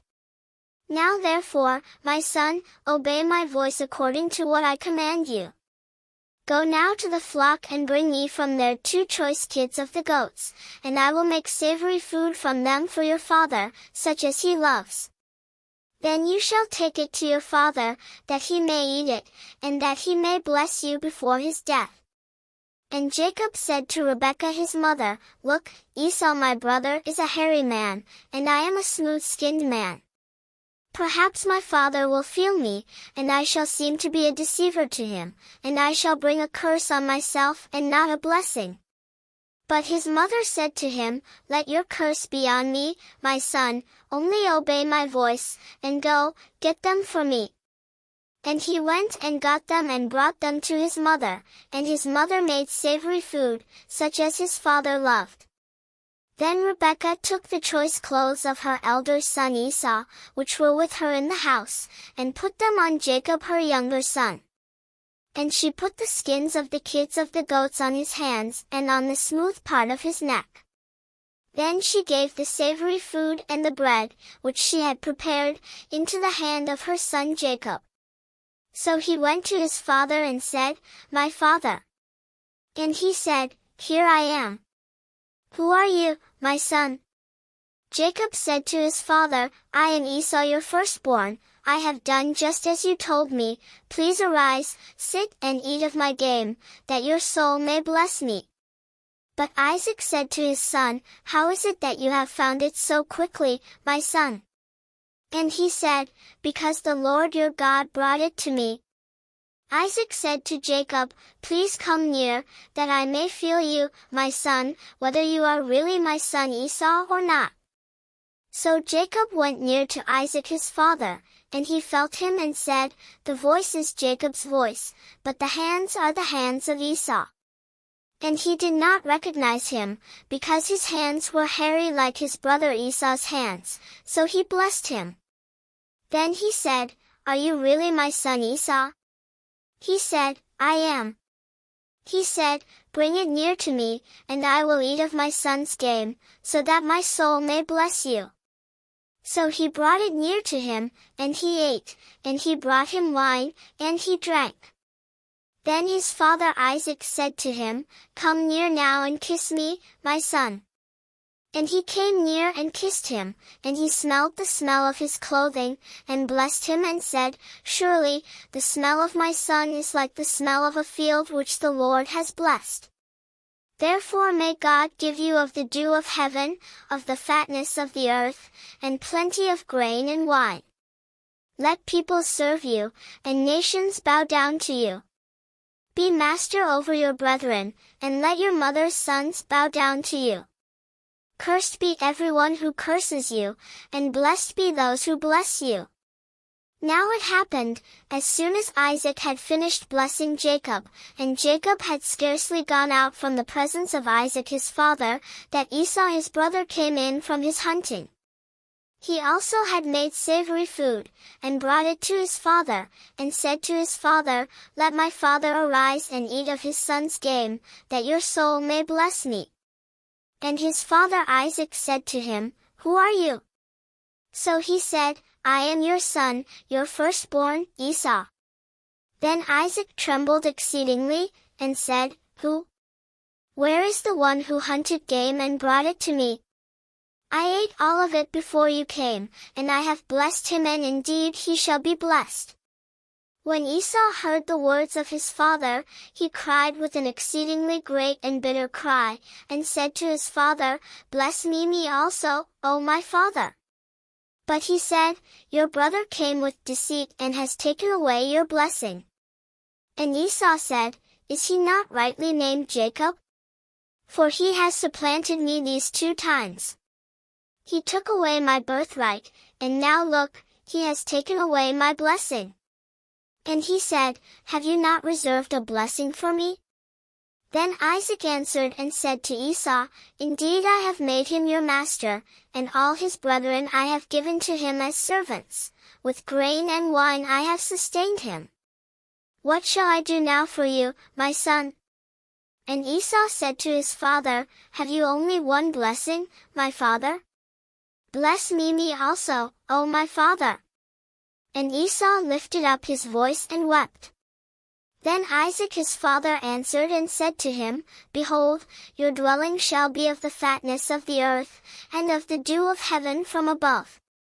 By your sword you shall live, and you shall serve your brother, and it shall come to pass, when you become restless, that you shall break his yoke from your neck. So Esau hated Jacob because of the blessing with which his father blessed him, and Esau said in his heart, The days of mourning for my father are at hand, then I will kill my brother Jacob. And the words of Esau her older son were told to Rebekah. So she sent and called Jacob her younger son, and said to him, Surely your brother Esau comforts himself concerning you by intending to kill you. Now therefore, my son, obey my voice, arise, flee to my brother Laban in Haran. And stay with him a few days, until your brother's fury turns away. Until your brother's anger turns away from you, and he forgets what you have done to him, then I will send and bring you from there. Why should I be bereaved also of you both in one day? And Rebekah said to Isaac, I am weary of my life because of the daughters of hate. If Jacob takes a wife of the daughters of hate, like these who are the daughters of the land, what good will my life be to me? Chapter 28. Then Isaac called Jacob and blessed him, and charged him, and said to him, You shall not take a wife from the daughters of Canaan. Arise, go to Padan Aram, to the house of Bethuel your mother's father, and take yourself a wife from there of the daughters of Laban your mother's brother. May God Almighty bless you, and make you fruitful and multiply you, that you may be an assembly of peoples. And give you the blessing of Abraham, to you and your descendants with you, that you may inherit the land in which you are a stranger, which God gave to Abraham. So Isaac sent Jacob away, and he went to Padan Aram, to Laban the son of Bethuel the Syrian, the brother of Rebekah, the mother of Jacob and Esau. Esau saw that Isaac had blessed Jacob and sent him away to Padan Aram to take himself a wife from there, and that as he blessed him he gave him a charge, saying, You shall not take a wife from the daughters of Canaan. And that Jacob had obeyed his father and his mother and had gone to Padan Aram. Also Esau saw that the daughters of Canaan did not please his father Isaac. So Esau went to Ishmael and took Mahalath the daughter of Ishmael, Abraham's son, the sister of Nebajoth, to be his wife in addition to the wives he had. Now Jacob went out from Beersheba and went toward Haran. So he came to a certain place and stayed there all night, because the sun had set. And he took one of the stones of that place and put it at his head, and he lay down in that place to sleep. Then he dreamed, and behold, a ladder was set up on the earth, and its top reached to heaven, and there the angels of God were ascending and descending on it. And behold, the Lord stood above it and said, I am the Lord God of Abraham your father and the God of Isaac. The land on which you lie I will give to you and your descendants.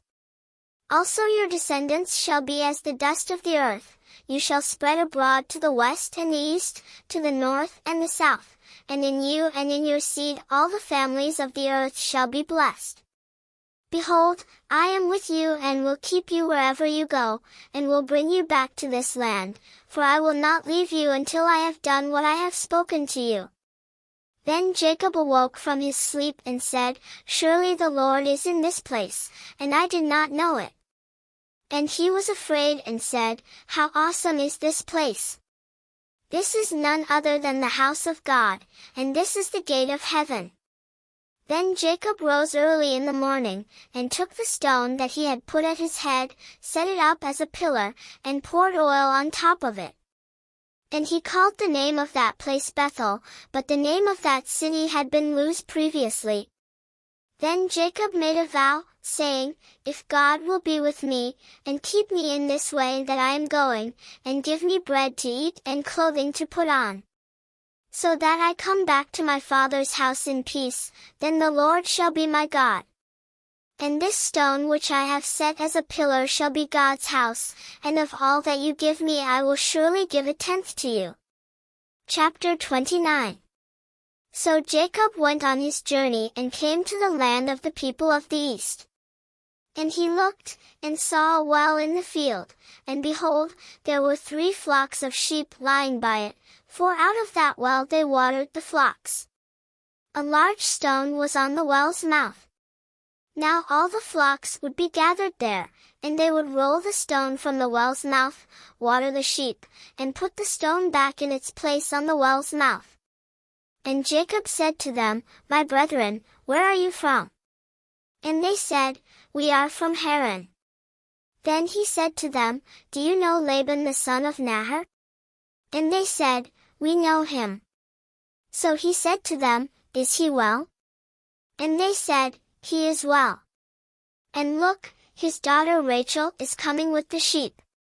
Then he said, Look, it is still high day, it is not time for the cattle to be gathered together. Water the sheep, and go and feed them. But they said, We cannot until all the flocks are gathered together, and they have rolled the stone from the well's mouth, then we water the sheep. Now while he was still speaking with them, Rachel came with her father's sheep, for she was a shepherdess. And it came to pass, when Jacob saw Rachel the daughter of Laban his mother's brother, and the sheep of Laban his mother's brother, that Jacob went near and rolled the stone from the well's mouth, and watered the flock of Laban his mother's brother. Then Jacob kissed Rachel, and lifted up his voice and wept. And Jacob told Rachel that he was her father's relative and that he was Rebekah's son. So she ran and told her father.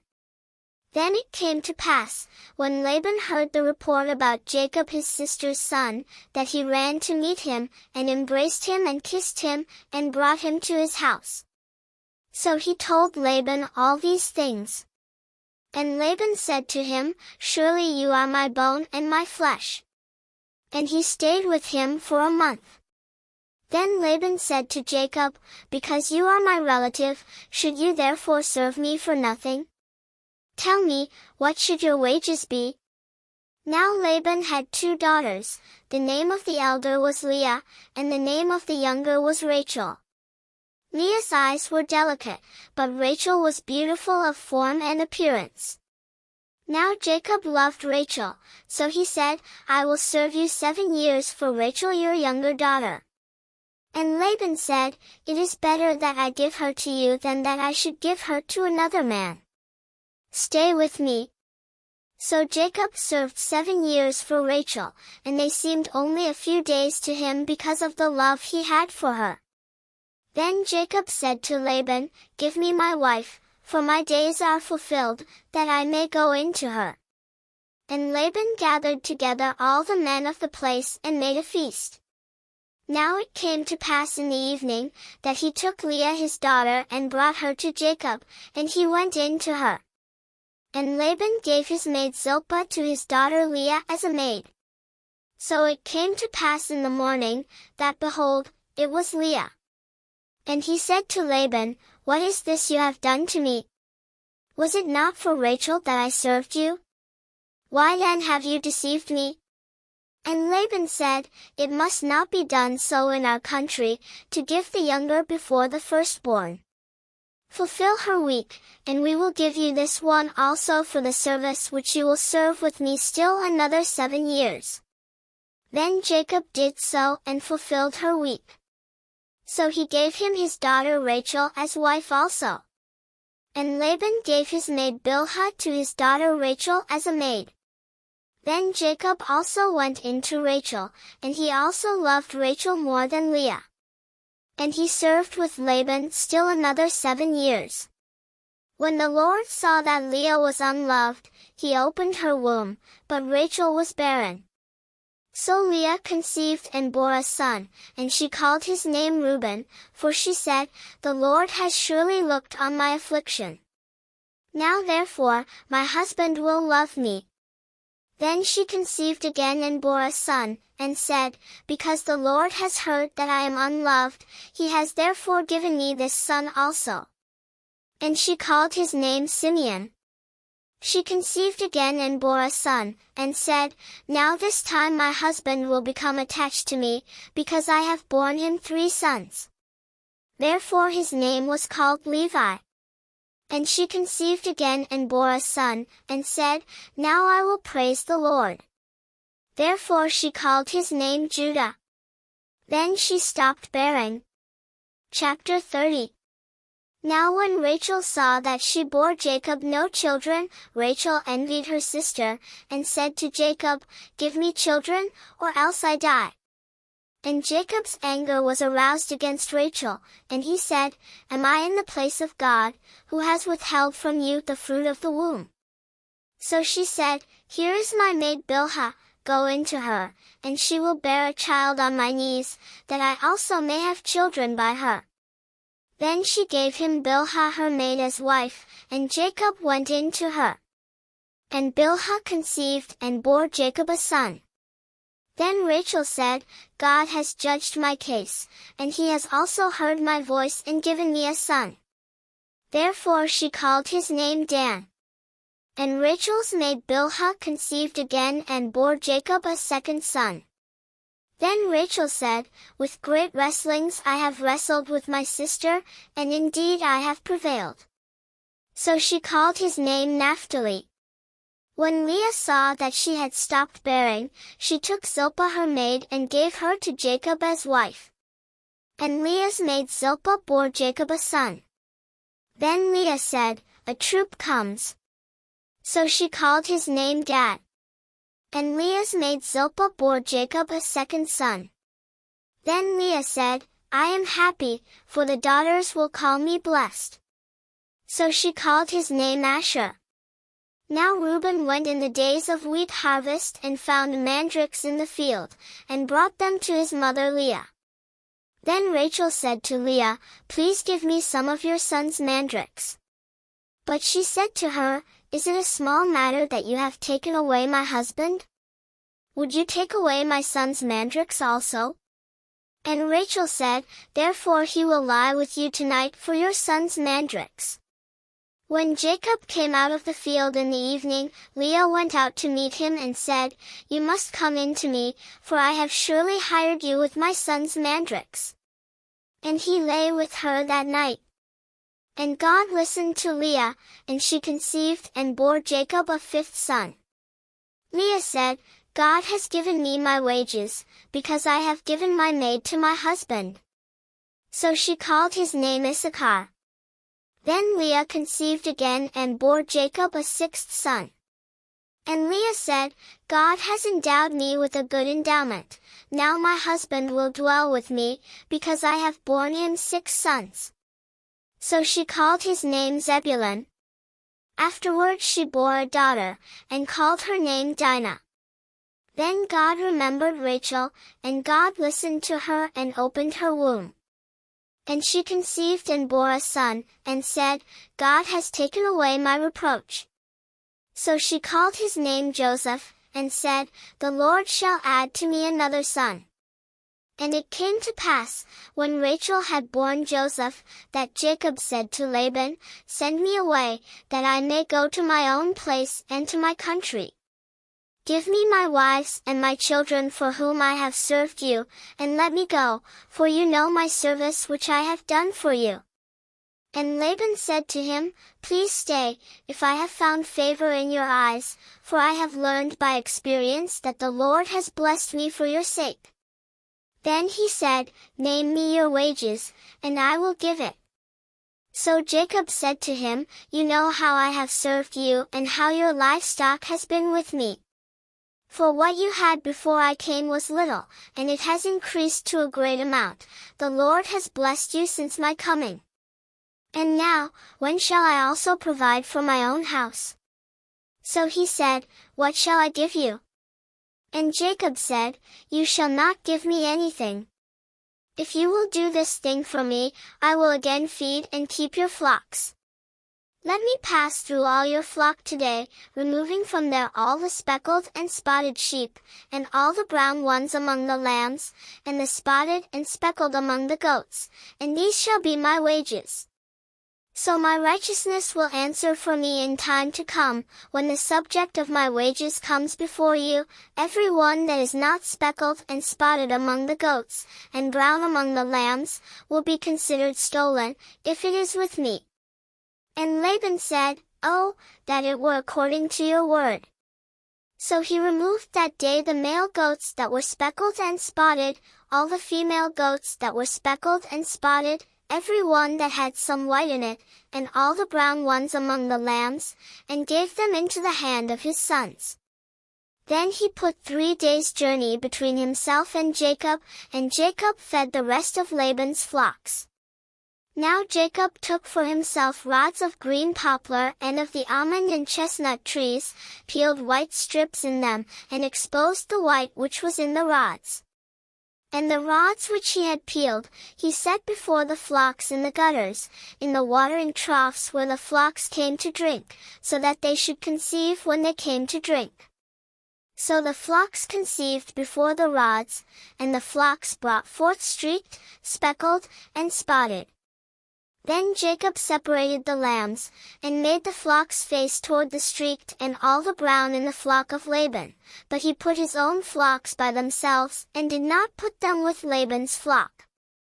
And it came to pass, whenever the stronger livestock conceived, that Jacob placed the rods before the eyes of the livestock in the gutters, that they might conceive among the rods. But when the flocks were feeble, he did not put them in, so the feebler were Laban's and the stronger Jacob's. Thus the man became exceedingly prosperous, and had large flocks, female and male servants, and camels and donkeys. Chapter 31. Now Jacob heard the words of Laban's sons, saying, "Jacob has taken away all that was our father's, and from what was our father's he has acquired all this wealth." And Jacob saw the countenance of Laban, and indeed it was not favorable toward him as before. Then the Lord said to Jacob, "Return to the land of your fathers and to your family, and I will be with you." So Jacob sent and called Rachel and Leah to the field, to his flock, and said to them, "I see your father's countenance, that it is not favorable toward me as before, but the God of my father has been with me. And you know that with all my might I have served your father. Yet your father has deceived me and changed my wages 10 times, but God did not allow him to hurt me. If he said thus, 'The speckled shall be your wages,' then all the flocks bore speckled. And if he said thus, 'The streaked shall be your wages,' then all the flocks bore streaked. So God has taken away the livestock of your father and given them to me. And it happened, at the time when the flocks conceived, that I lifted my eyes and saw in a dream, and behold, the rams which leaped upon the flocks were streaked, speckled, and gray-spotted. Then the angel of God spoke to me in a dream, saying, 'Jacob.' And I said, 'Here I am.' And he said, 'Lift your eyes now and see, all the rams which leap on the flocks are streaked, speckled, and gray-spotted, for I have seen all that Laban is doing to you. I am the God of Bethel, where you anointed the pillar and where you made a vow to me. Now arise, get out of this land, and return to the land of your family.' Then Rachel and Leah answered and said to him, 'Is there still any portion or inheritance for us in our father's house? Are we not considered strangers by him? For he has sold us, and also completely consumed our money. For all these riches which God has taken from our father are really ours and our children's. Now then, whatever God has said to you, do it.' Then Jacob rose and set his sons and his wives on camels. And he carried away all his livestock and all his possessions which he had gained, his acquired livestock which he had gained in Padan Aram, to go to his father Isaac in the land of Canaan. Now Laban had gone to shear his sheep, and Rachel had stolen the household idols that were her father's. And Jacob stole away, unknown to Laban the Syrian, in that he did not tell him that he intended to flee. So he fled with all that he had. He arose and crossed the river, and headed toward the mountains of Gilead. And Laban was told on the third day that Jacob had fled. Then he took his brethren with him and pursued him for 7 days' journey, and he overtook him in the mountains of Gilead. But God had come to Laban the Syrian in a dream by night, and said to him, "Be careful that you speak to Jacob neither good nor bad." So Laban overtook Jacob. Now Jacob had pitched his tent in the mountains, and Laban with his brethren pitched in the mountains of Gilead. And Laban said to Jacob, "What have you done, that you have stolen away unknown to me, and carried away my daughters like captives taken with the sword? Why did you flee away secretly, and steal away from me, and not tell me, for I might have sent you away with joy and songs, with timbrel and harp? And you did not allow me to kiss my sons and my daughters. Now you have done foolishly in so doing. It is in my power to do you harm, but the God of your father spoke to me last night, saying, 'Be careful that you speak to Jacob neither good nor bad.' And now you have surely gone because you greatly long for your father's house, but why did you steal my gods?" Then Jacob answered and said to Laban, "Because I was afraid, for I said, 'Perhaps you would take your daughters from me by force.' With whomever you find your gods, do not let him live. In the presence of our brethren, identify what I have of yours and take it with you." For Jacob did not know that Rachel had stolen them. And Laban went into Jacob's tent, into Leah's tent, and into the two maids' tents, but he did not find them. Then he went out of Leah's tent and entered Rachel's tent. Now Rachel had taken the household idols, put them in the camel's saddle, and sat on them. And Laban searched all about the tent but did not find them. And she said to her father, "Let it not displease my lord that I cannot rise before you, for the manner of women is with me." And he searched but did not find the household idols. Then Jacob was angry and rebuked Laban, and Jacob answered and said to Laban, "What is my trespass? What is my sin, that you have so hotly pursued me? Although you have searched all my things, what part of your household things have you found? Set it here before my brethren and your brethren, that they may judge between us both. These 20 years I have been with you, your ewes and your female goats have not miscarried their young, and I have not eaten the rams of your flock. That which was torn by beasts I did not bring to you, I bore the loss of it. You required it from my hand, whether stolen by day or stolen by night. There I was. In the day the drought consumed me, and the frost by night, and my sleep departed from my eyes. Thus I have been in your house 20 years, I served you 14 years for your 2 daughters, and 6 years for your flock, and you have changed my wages 10 times. Unless the God of my father, the God of Abraham and the fear of Isaac, had been with me, surely now you would have sent me away empty-handed. God has seen my affliction and the labor of my hands, and rebuked you last night." And Laban answered and said to Jacob, "These daughters are my daughters, and these children are my children, and this flock is my flock, all that you see is mine. But what can I do this day to these my daughters or to their children whom they have borne? Now therefore, come, let us make a covenant, you and I, and let it be a witness between you and me." So Jacob took a stone and set it up as a pillar. Then Jacob said to his brethren, "Gather stones." And they took stones and made a heap, and they ate there on the heap. Laban called it Jegar-sahadutha, but Jacob called it Galeed. And Laban said, This heap is a witness between you and me this day. Therefore its name was called Galeed. Also Mizpah, because he said, May the Lord watch between you and me when we are absent one from another.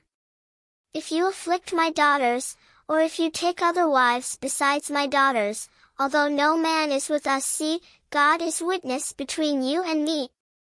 Then Laban said to Jacob, Here is this heap and here is this pillar, which I have placed between you and me. This heap is a witness, and this pillar is a witness, that I will not pass beyond this heap to you, and you will not pass beyond this heap and this pillar to me, for harm. The God of Abraham, the God of Nahor, and the God of their father judge between us. And Jacob swore by the fear of his father Isaac. Then Jacob offered a sacrifice on the mountain, and called his brethren to eat bread. And they ate bread and stayed all night on the mountain. And early in the morning Laban arose, and kissed his sons and daughters, and blessed them. Then Laban departed and returned to his place. Chapter 32. So Jacob went on his way, and the angels of God met him. When Jacob saw them, he said, This is God's camp. And he called the name of that place Mahanaim. Then Jacob sent messengers before him to Esau his brother in the land of Seir, the country of Edom. And he commanded them, saying, Speak thus to my lord Esau, Thus your servant Jacob says, I have dwelt with Laban and stayed there until now. I have oxen, donkeys, flocks, and male and female servants, and I have sent to tell my lord, that I may find favor in your sight. Then the messengers returned to Jacob, saying, We came to your brother Esau, and he also is coming to meet you, and 400 men are with him. So Jacob was greatly afraid and distressed, and he divided the people that were with him, and the flocks and herds and camels, into 2 companies. And he said, If Esau comes to the one company and attacks it, then the other company which is left will escape. Then Jacob said, O God of my father Abraham and God of my father Isaac, the Lord who said to me, Return to your country and to your family, and I will deal well with you. I am not worthy of the least of all the mercies and of all the truth which you have shown your servant, for I crossed over this Jordan with my staff, and now I have become 2 companies. Deliver me, I pray, from the hand of my brother, from the hand of Esau, for I fear him, lest he come and attack me and the mother with the children. For you said, I will surely treat you well, and make your descendants as the sand of the sea, which cannot be numbered for multitude. So he lodged there that same night, and took what came to his hand as a present for Esau his brother. 200 female goats and 20 male goats, 200 ewes and 20 rams.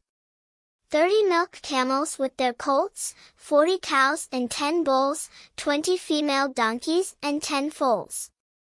Then he delivered them to the hand of his servants, every drove by itself, and said to his servants, Pass over before me, and put some distance between successive droves.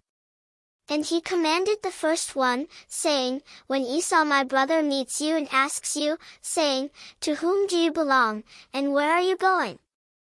Whose are these in front of you?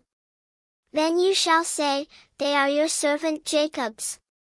It is a present sent to my lord Esau, and behold, he also is behind us. So he commanded the second, the third, and all who followed the droves, saying, In this manner you shall speak to Esau when you find him. And also say, Behold, your servant Jacob is behind us. For he said, I will appease him with the present that goes before me, and afterward I will see his face, perhaps he will accept me. So the present went on over before him, but he himself lodged that night in the camp. And he arose that night and took his 2 wives, his 2 female servants, and his 11 sons, and crossed over the ford of Jabbok. He took them, sent them over the brook, and sent over what he had. Then Jacob was left alone, and a man wrestled with him until the breaking of day. Now when he saw that he did not prevail against him, he touched the socket of his hip, and the socket of Jacob's hip was out of joint as he wrestled with him. And he said, "Let me go, for the day breaks." But he said, "I will not let you go unless you bless me." So he said to him, "What is your name?" He said, "Jacob." And he said, "Your name shall no longer be called Jacob, but Israel, for you have struggled with God and with men, and have prevailed." Then Jacob asked, saying, "Tell me your name, I pray." And he said, "Why is it that you ask about my name?" And he blessed him there. So Jacob called the name of the place Peniel, for I have seen God face to face, and my life is preserved.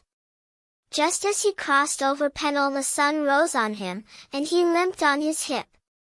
Therefore to this day the children of Israel do not eat the muscle that shrank, which is on the hip socket, because he touched the socket of Jacob's hip in the muscle that shrank.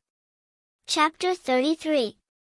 Now Jacob lifted his eyes and looked, and there, Esau was coming, and with him were 400 men. So he divided the children among Leah, Rachel, and the 2 maidservants. And he put the maidservants and their children in front, Leah and her children behind, and Rachel and Joseph last. Then he crossed over before them and bowed himself to the ground 7 times, until he came near to his brother. But Esau ran to meet him, and embraced him, and fell on his neck and kissed him, and they wept. And he lifted his eyes and saw the women and children, and said, "Who are these with you?" So he said, "The children whom God has graciously given your servant." Then the maidservants came near, they and their children, and bowed down. And Leah also came near with her children, and they bowed down. Afterward Joseph and Rachel came near, and they bowed down. Then Esau said, "What do you mean by all this company which I met?" And he said, "These are to find favor in the sight of my Lord." But Esau said, "I have enough, my brother, keep what you have for yourself." And Jacob said, "No, please, if I have now found favor in your sight, then receive my present from my hand, inasmuch as I have seen your face as though I had seen the face of God, and you were pleased with me. Please, take my blessing that is brought to you, because God has dealt graciously with me, and because I have enough." So he urged him, and he took it. Then Esau said, "Let us take our journey, let us go, and I will go before you." But Jacob said to him, "My Lord knows that the children are weak, and the flocks and herds which are nursing are with me. And if the men should drive them hard one day, all the flock will die. Please let my Lord go on ahead before his servant. I will lead on slowly at a pace which the livestock that go before me, and the children, are able to endure, until I come to my Lord in Seir." And Esau said, "Now let me leave with you some of the people who are with me." But he said, "What need is there? Let me find favor in the sight of my Lord." So Esau returned that day on his way to Seir. And Jacob journeyed to Succoth, built himself a house, and made booths for his livestock. Therefore the name of the place is called Succoth. Then Jacob came safely to the city of Shechem, which is in the land of Canaan, when he came from Padan Aram, and he pitched his tent before the city. And he bought the parcel of land, where he had pitched his tent, from the children of Hamor, Shechem's father, for 100 pieces of money. Then he erected an altar there and called it El Elo Israel. Chapter 34. Now Dinah the daughter of Leah, whom she had borne to Jacob, went out to see the daughters of the land. And when Shechem the son of Hamor the Hivite, prince of the country, saw her, he took her and lay with her, and violated her. His soul was strongly attracted to Dinah the daughter of Jacob, and he loved the young woman and spoke kindly to the young woman. So Shechem spoke to his father Hamor, saying, "Get me this young woman as a wife." And Jacob heard that he had defiled Dinah his daughter. Now his sons were with his livestock in the field, so Jacob held his peace until they came. Then Hamor the father of Shechem went out to Jacob to speak with him. And the sons of Jacob came in from the field when they heard it, and the men were grieved and very angry, because he had done a disgraceful thing in Israel by lying with Jacob's daughter, a thing which ought not to be done. But Hamor spoke with them, saying, "The soul of my son Shechem longs for your daughter. Please give her to him as a wife. And make marriages with us, give your daughters to us, and take our daughters to yourselves. So you shall dwell with us, and the land shall be before you. Dwell and trade in it, and acquire possessions for yourselves in it." Then Shechem said to her father and her brothers, "Let me find favor in your eyes, and whatever you say to me I will give. Ask me ever so much dowry and gift, and I will give according to what you say to me, but give me the young woman as a wife."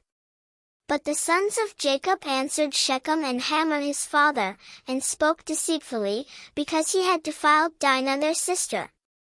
And they said to them, "We cannot do this thing, to give our sister to one who is uncircumcised, for that would be a reproach to us.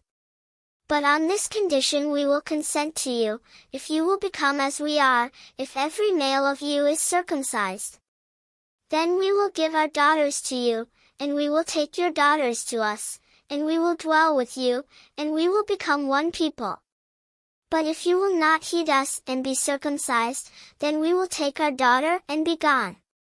And their words pleased Hamor and Shechem, Hamor's son. So the young man did not delay to do the thing, because he delighted in Jacob's daughter.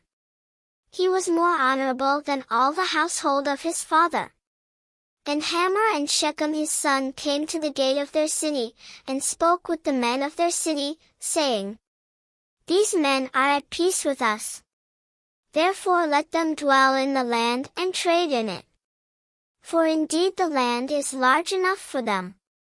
Let us take their daughters to us as wives, and let us give them our daughters. Only on this condition will the men consent to dwell with us, to be one people, if every male among us is circumcised as they are circumcised.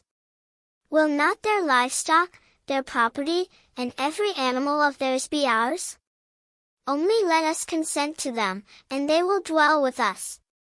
And all who went out of the gate of his city heeded Hamor and Shechem his son, every male was circumcised, all who went out of the gate of his city. Now it came to pass on the third day, when they were in pain, that two of the sons of Jacob, Simeon and Levi, Dinah's brothers, each took his sword and came boldly upon the city and killed all the males. And they killed Hamor and Shechem his son with the edge of the sword, and took Dinah from Shechem's house, and went out. The sons of Jacob came upon the slain, and plundered the city, because their sister had been defiled. They took their sheep, their oxen, and their donkeys, what was in the city and what was in the field, and all their wealth. All their little ones and their wives they took captive, and they plundered even all that was in the houses. Then Jacob said to Simeon and Levi, "You have troubled me by making me obnoxious among the inhabitants of the land, among the Canaanites and the Perizzites, and since I am few in number, they will gather themselves together against me and kill me. I shall be destroyed, my household and I." But they said, "Should he treat our sister like a harlot?" Chapter 35. Then God said to Jacob, "Arise, go up to Bethel and dwell there, and make an altar there to God, who appeared to you when you fled from the face of Esau your brother." And Jacob said to his household and to all who were with him, "Put away the foreign gods that are among you, purify yourselves, and change your garments. Then let us arise and go up to Bethel, and I will make an altar there to God, who answered me in the day of my distress and has been with me in the way which I have gone." So they gave Jacob all the foreign gods which were in their hands, and the earrings which were in their ears, and Jacob hid them under the terebinth tree which was by Shechem. And they journeyed, and the terror of God was upon the cities that were all around them, and they did not pursue the sons of Jacob. So Jacob came to Luz, that is, Bethel, which is in the land of Canaan, he and all the people who were with him. And he built an altar there and called the place El Bethel, because there God appeared to him when he fled from the face of his brother. Now Deborah, Rebekah's nurse, died, and she was buried below Bethel under the terebinth tree. So the name of it was called Allon-Bashuth. Then God appeared to Jacob again, when he came from Padan Aram, and blessed him. And God said to him, Your name is Jacob, your name shall not be called Jacob any more, but Israel shall be your name. So he called his name Israel. Also God said to him, I am God Almighty. Be fruitful and multiply, a nation and a company of nations shall proceed from you, and kings shall come from your body. The land which I gave Abraham and Isaac I give to you, and to your descendants after you I give this land. Then God went up from him in the place where he talked with him. So Jacob set up a pillar in the place where he talked with him, a pillar of stone, and he poured a drink offering on it, and he poured oil on it. And Jacob called the name of the place where God spoke with him, Bethel. Then they journeyed from Bethel. And when there was but a little distance to go to Ephrath, Rachel labored in childbirth, and she had hard labor. Now it came to pass, when she was in hard labor, that the midwife said to her, Do not fear, you will have this son also. And so it was, as her soul was departing, for she died, that she called his name Benoni, but his father called him Benjamin. So Rachel died and was buried on the way to Ephrath, that is, Bethlehem. And Jacob set a pillar on her grave, which is the pillar of Rachel's grave to this day. Then Israel journeyed and pitched his tent beyond the tower of Eder. And it happened, when Israel dwelt in that land, that Reuben went and lay with Bilhah his father's concubine, and Israel heard about it. Now the sons of Jacob were 12. The sons of Leah were Reuben, Jacob's firstborn, and Simeon, Levi, Judah, Issachar, and Zebulun. The sons of Rachel were Joseph and Benjamin. The sons of Bilhah, Rachel's maidservant, were Dan and Naphtali. And the sons of Zilpah, Leah's maidservant, were Gad and Asher. These were the sons of Jacob who were born to him in Padan Aram. Then Jacob came to his father Isaac at Mamre, or Kirjath Arba, that is, Hebron, where Abraham and Isaac had dwelt. Now the days of Isaac were 180 years. So Isaac breathed his last and died, and was gathered to his people, being old and full of days. And his sons Esau and Jacob buried him. Chapter 36. Now this is the genealogy of Esau, who is Edom. Esau took his wives from the daughters of Canaan, Adah the daughter of Elon the Hittite, Aholibamah the daughter of Anna, the daughter of Zibeon the Hivite. And Basemath, Ishmael's daughter, sister of Nebajoth. Now Adah bore Eliphaz to Esau, and Basemath bore Ruel. And Aholibamah bore Jush, Jalam, and Korah. These were the sons of Esau who were born to him in the land of Canaan. Then Esau took his wives, his sons, his daughters, and all the persons of his household, his cattle and all his animals, and all his goods which he had gained in the land of Canaan, and went to a country away from the presence of his brother Jacob. For their possessions were too great for them to dwell together, and the land where they were strangers could not support them because of their livestock. So Esau dwelt in Mount Seir. Esau is Edom. And this is the genealogy of Esau the father of the Edomites in Mount Seir. These were the names of Esau's sons, Eliphaz the son of Adah the wife of Esau, and Ruel the son of Basemath the wife of Esau. And the sons of Eliphaz were Taman, Omar, Zepho, Gatam, and Kenaz. Now Timnah was the concubine of Eliphaz, Esau's son, and she bore Amalek to Eliphaz. These were the sons of Adah, Esau's wife. These were the sons of Ruel, Nahath, Zerah, Shammah, and Mizah. These were the sons of Basemath, Esau's wife. These were the sons of Aholibamah, Esau's wife, the daughter of Anah, the daughter of Zibeon. And she bore to Esau, Jush, Jalam, and Korah. These were the chiefs of the sons of Esau.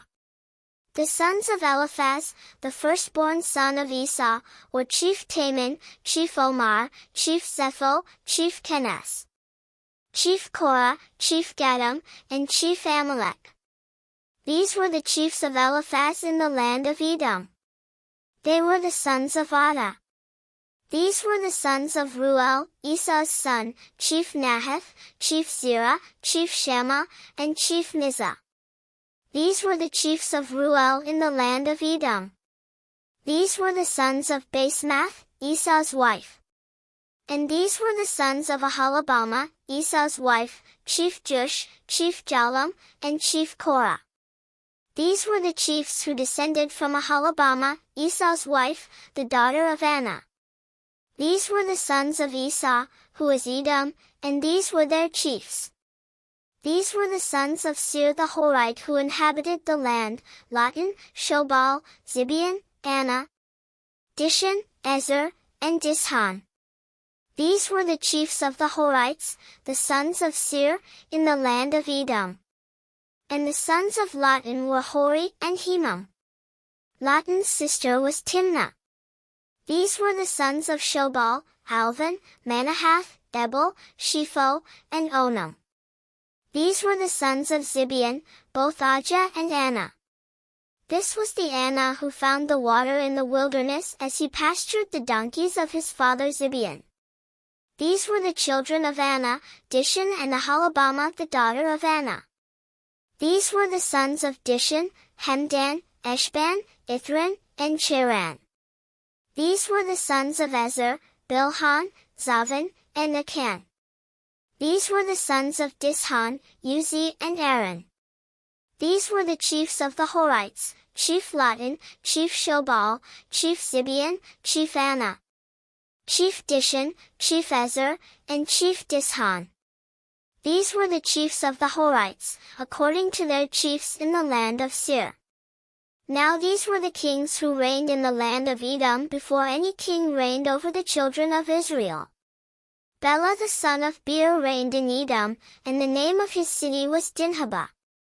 And when Bela died, Jobab the son of Zerah of Basra reigned in his place. When Jobab died, Husham of the land of the Temanites reigned in his place. And when Husham died, Hadad the son of Bedad, who attacked Midian in the field of Moab, reigned in his place. And the name of his city was Avith. When Hadad died, Samlah of Masrekah reigned in his place. And when Samlah died, Saul of Rehoboth by the river reigned in his place. When Saul died, Baalhanan the son of Achbor reigned in his place. And when Baalhanan the son of Achbor died, Hadar reigned in his place, and the name of his city was Pau. His wife's name was Mehetabel, the daughter of Matred, the daughter of Mezahab. And these were the names of the chiefs of Esau, according to their families and their places, by their names, Chief Timnah, Chief Alva, Chief Jethath, Chief Aholibamah, Chief Elah, Chief Pinion, Chief Kenaz, Chief Taman, Chief Mibzar, Chief Magdiel, and Chief Iram. These were the chiefs of Edom, according to their dwelling places in the land of their possession. Esau was the father of the Edomites. Chapter 37. Now Jacob dwelt in the land where his father was a stranger, in the land of Canaan. This is the history of Jacob. Joseph, being 17 years old, was feeding the flock with his brothers. And the lad was with the sons of Bilhah and the sons of Zilpah, his father's wives, and Joseph brought a bad report of them to his father. Now Israel loved Joseph more than all his children, because he was the son of his old age. Also he made him a tunic of many colors. But when his brothers saw that their father loved him more than all his brothers, they hated him and could not speak peaceably to him. Now Joseph had a dream, and he told it to his brothers, and they hated him even more. So he said to them, "Please hear this dream which I have dreamed. There we were, binding sheaves in the field. Then behold, my sheaf arose and also stood upright, and indeed your sheaves stood all around and bowed down to my sheaf." And his brothers said to him, "Shall you indeed reign over us? Or shall you indeed have dominion over us?" So they hated him even more for his dreams and for his words. Then he dreamed still another dream and told it to his brothers, and said, "Look, I have dreamed another dream. And this time, the sun, the moon, and the 11 stars bowed down to me." So he told it to his father and his brothers, and his father rebuked him and said to him, "What is this dream that you have dreamed? Shall your mother and I and your brothers indeed come to bow down to the earth before you?" And his brothers envied him, but his father kept the matter in mind. Then his brothers went to feed their father's flock in Shechem. And Israel said to Joseph, "Are not your brothers feeding the flock in Shechem? Come, I will send you to them." So he said to him, "Here I am." Then he said to him, "Please go and see if it is well with your brothers and well with the flocks, and bring back word to me." So he sent him out of the valley of Hebron, and he went to Shechem. Now a certain man found him, and there he was, wandering in the field. And the man asked him, saying, "What are you seeking?" So he said, "I am seeking my brothers. Please tell me where they are feeding their flocks." And the man said, "They have departed from here, for I heard them say, 'Let us go to Dothan.'" So Joseph went after his brothers and found them in Dothan.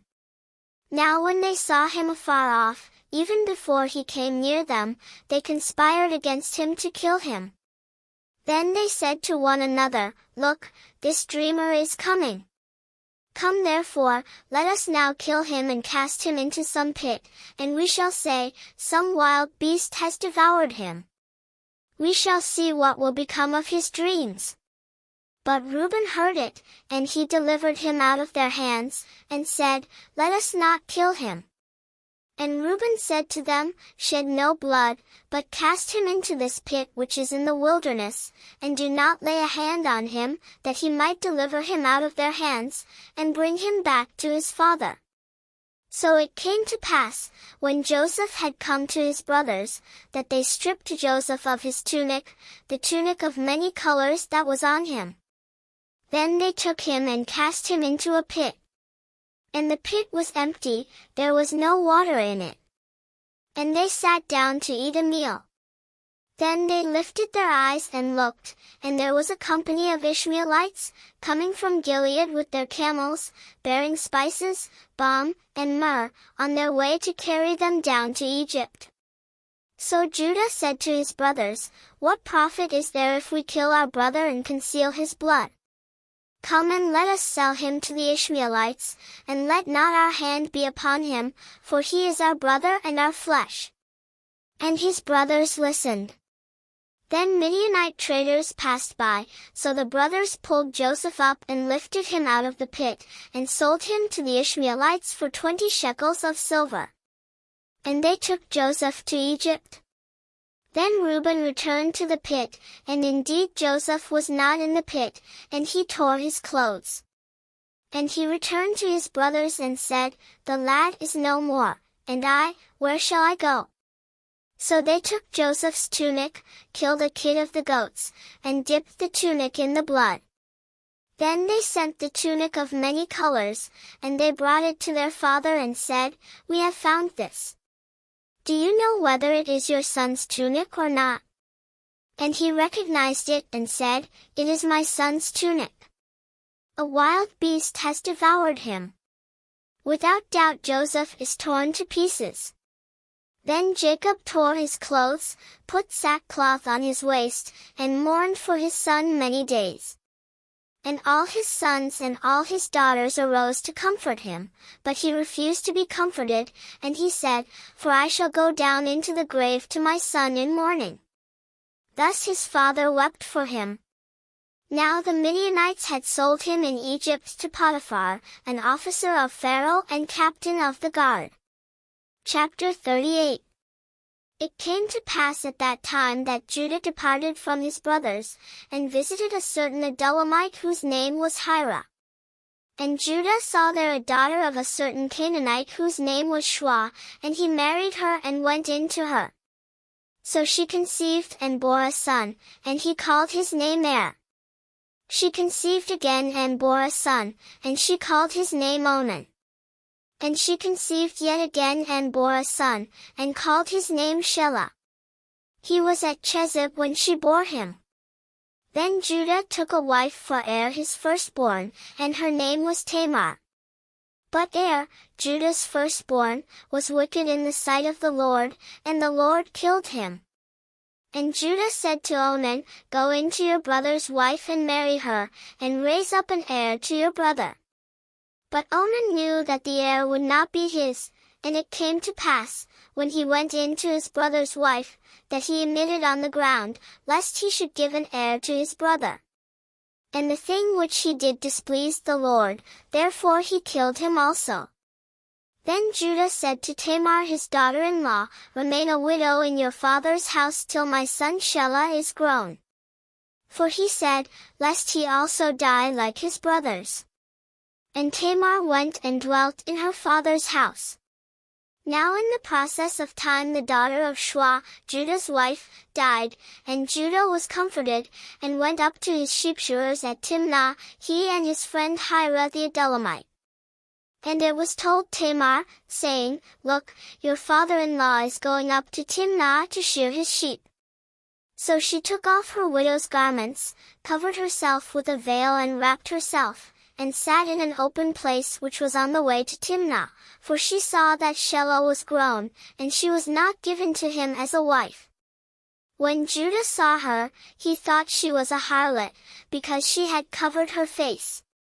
Then he turned to her by the way, and said, "Please let me come in to you," for he did not know that she was his daughter-in-law. So she said, "What will you give me, that you may come in to me?" And he said, "I will send a young goat from the flock." So she said, "Will you give me a pledge till you send it?" Then he said, "What pledge shall I give you?" So she said, "Your signet and cord, and your staff that is in your hand." Then he gave them to her, and went in to her, and she conceived by him. So she arose and went away, and laid aside her veil and put on the garments of her widowhood. And Judah sent the young goat by the hand of his friend the Adullamite, to receive his pledge from the woman's hand, but he did not find her. Then he asked the men of that place, saying, "Where is the harlot who was openly by the roadside?" And they said, "There was no harlot in this place." So he returned to Judah and said, "I cannot find her." Also, the men of the place said there was no harlot in this place. Then Judah said, "Let her take them for herself, lest we be shamed, for I sent this young goat and you have not found her." And it came to pass, about 3 months after, that Judah was told, saying, "Tamar your daughter-in-law has played the harlot, furthermore she is with child by harlotry." So Judah said, "Bring her out and let her be burned."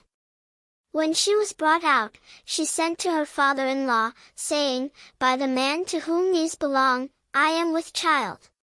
And she said, "Please determine whose these are the signet and cord, and staff." So Judah acknowledged them and said, "She has been more righteous than I, because I did not give her to Shelah my son." And he never knew her again.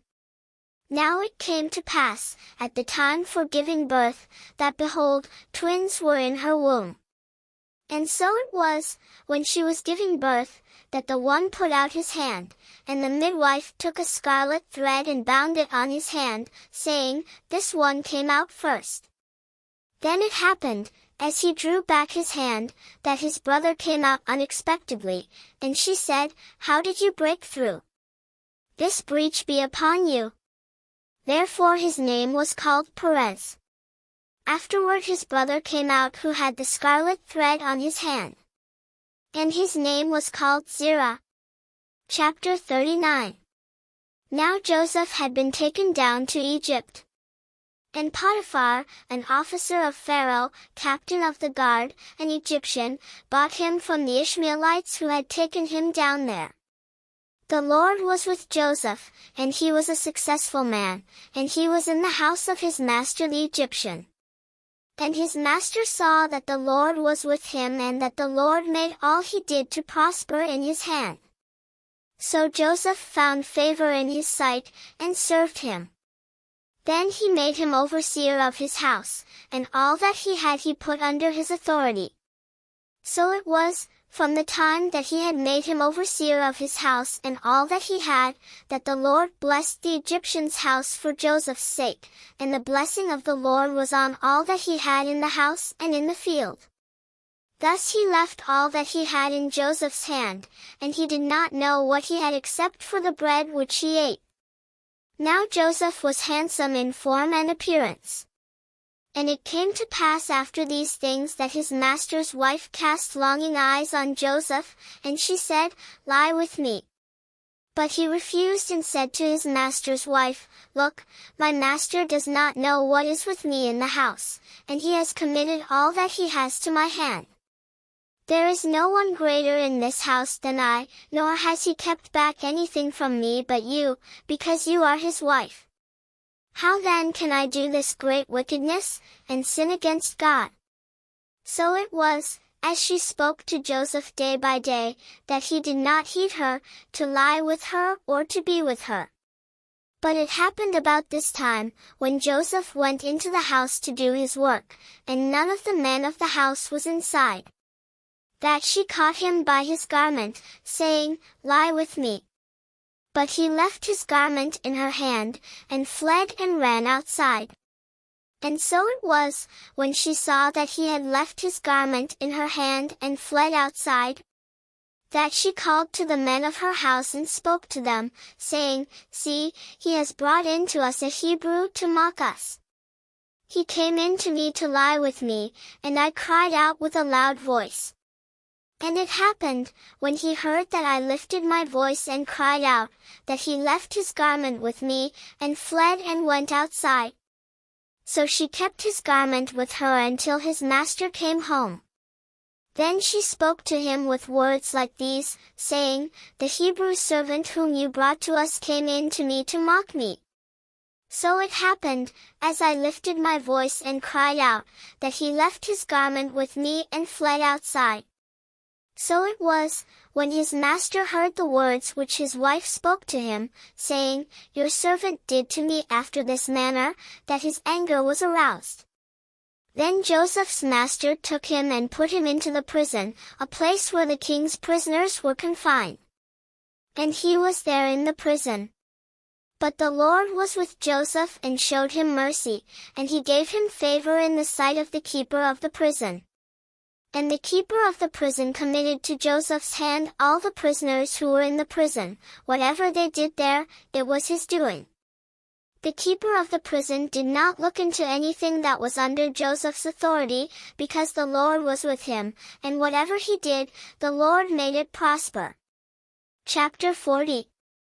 It came to pass after these things that the butler and the baker of the king of Egypt offended their lord, the king of Egypt. And Pharaoh was angry with his two officers, the chief butler and the chief baker.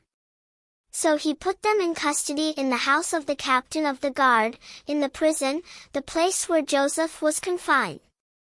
And the captain of the guard charged Joseph with them, and he served them, so they were in custody for a while. Then the butler and the baker of the king of Egypt, who were confined in the prison, had a dream, both of them, each man's dream in one night and each man's dream with its own interpretation. And Joseph came in to them in the morning and looked at them, and saw that they were sad. So he asked Pharaoh's officers who were with him in the custody of his lord's house, saying, "Why do you look so sad today?" And they said to him, "We each have had a dream, and there is no interpreter of it." So Joseph said to them, "Do not interpretations belong to God? Tell them to me, please." Then the chief butler told his dream to Joseph, and said to him, "Behold, in my dream a vine was before me. And in the vine were 3 branches, it was as though it budded, its blossoms shot forth, and its clusters brought forth ripe grapes.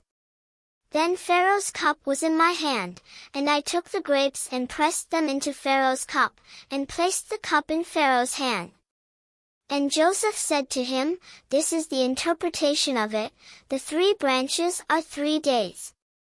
Now within 3 days Pharaoh will lift up your head and restore you to your place, and you will put Pharaoh's cup in his hand according to the former manner, when you were his butler. But remember me when it is well with you, and please show kindness to me, make mention of me to Pharaoh, and get me out of this house. For indeed I was stolen away from the land of the Hebrews, and also I have done nothing here that they should put me into the dungeon." When the chief baker saw that the interpretation was good, he said to Joseph, "I also was in my dream, and there were 3 white baskets on my head. In the uppermost basket were all kinds of baked goods for Pharaoh, and the birds ate them out of the basket on my head." So Joseph answered and said, "This is the interpretation of it, the 3 baskets are 3 days. Within 3 days Pharaoh will lift off your head from you and hang you on a tree, and the birds will eat your flesh from you." Now it came to pass on the 3rd day, which was Pharaoh's birthday, that he made a feast for all his servants, and he lifted up the head of the chief butler and of the chief baker among his servants. Then he restored the chief butler to his butlership again, and he placed the cup in Pharaoh's hand. But he hanged the chief baker, as Joseph had interpreted to them. Yet the chief butler did not remember Joseph, but forgot him. Chapter 41. Then it came to pass, at the end of 2 full years, that Pharaoh had a dream, and behold, he stood by the river. Suddenly there came up out of the river 7 cows, fine-looking and fat, and they fed in the meadow. Then behold, 7 other cows came up after them out of the river, ugly and gaunt, and stood by the other cows on the bank of the river. And the ugly and gaunt cows ate up the 7 fine-looking and fat cows. So Pharaoh awoke. He slept and dreamed a second time, and suddenly 7 heads of grain came up on one stalk, plump and good. Then behold, 7 thin heads, blighted by the east wind, sprang up after them. And the 7 thin heads devoured the 7 plump and full heads. So Pharaoh awoke, and indeed, it was a dream.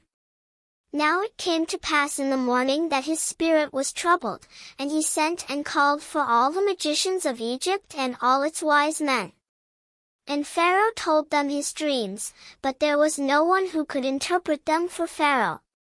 Then the chief butler spoke to Pharaoh, saying, "I remember my faults this day.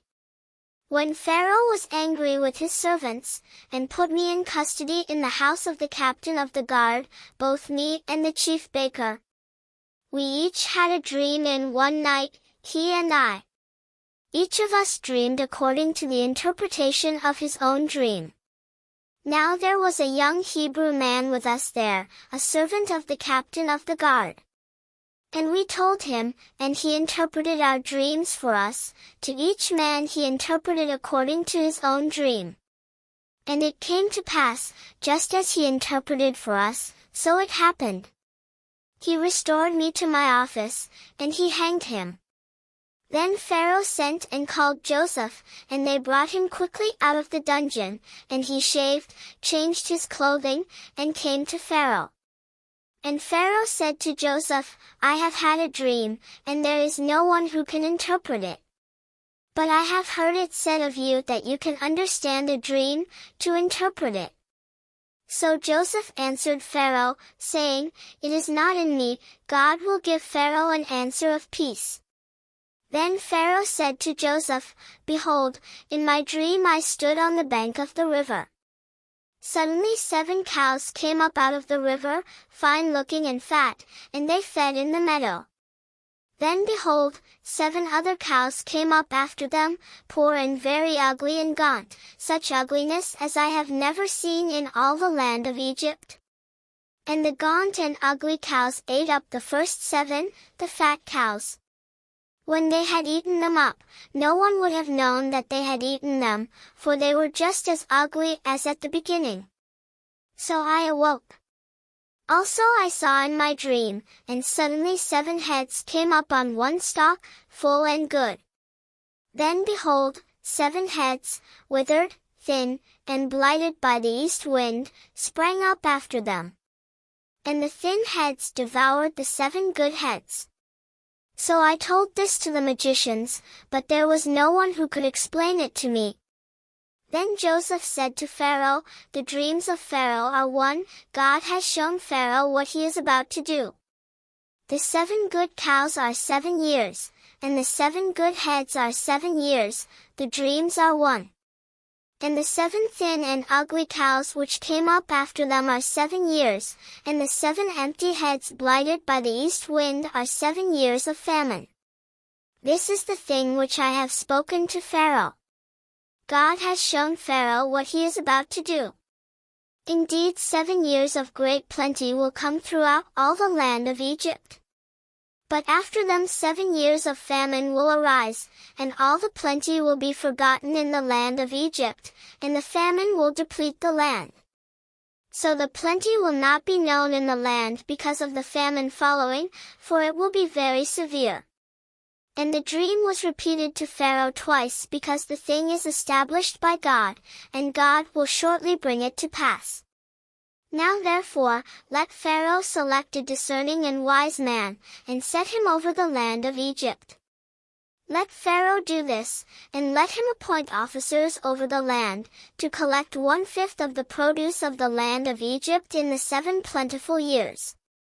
And let them gather all the food of those good years that are coming, and store up grain under the authority of Pharaoh, and let them keep food in the cities.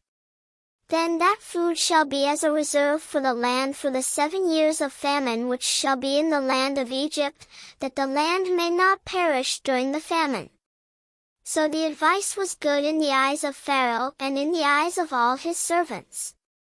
And Pharaoh said to his servants, Can we find such a one as this, a man in whom is the Spirit of God? Then Pharaoh said to Joseph, Inasmuch as God has shown you all this, there is no one as discerning and wise as you.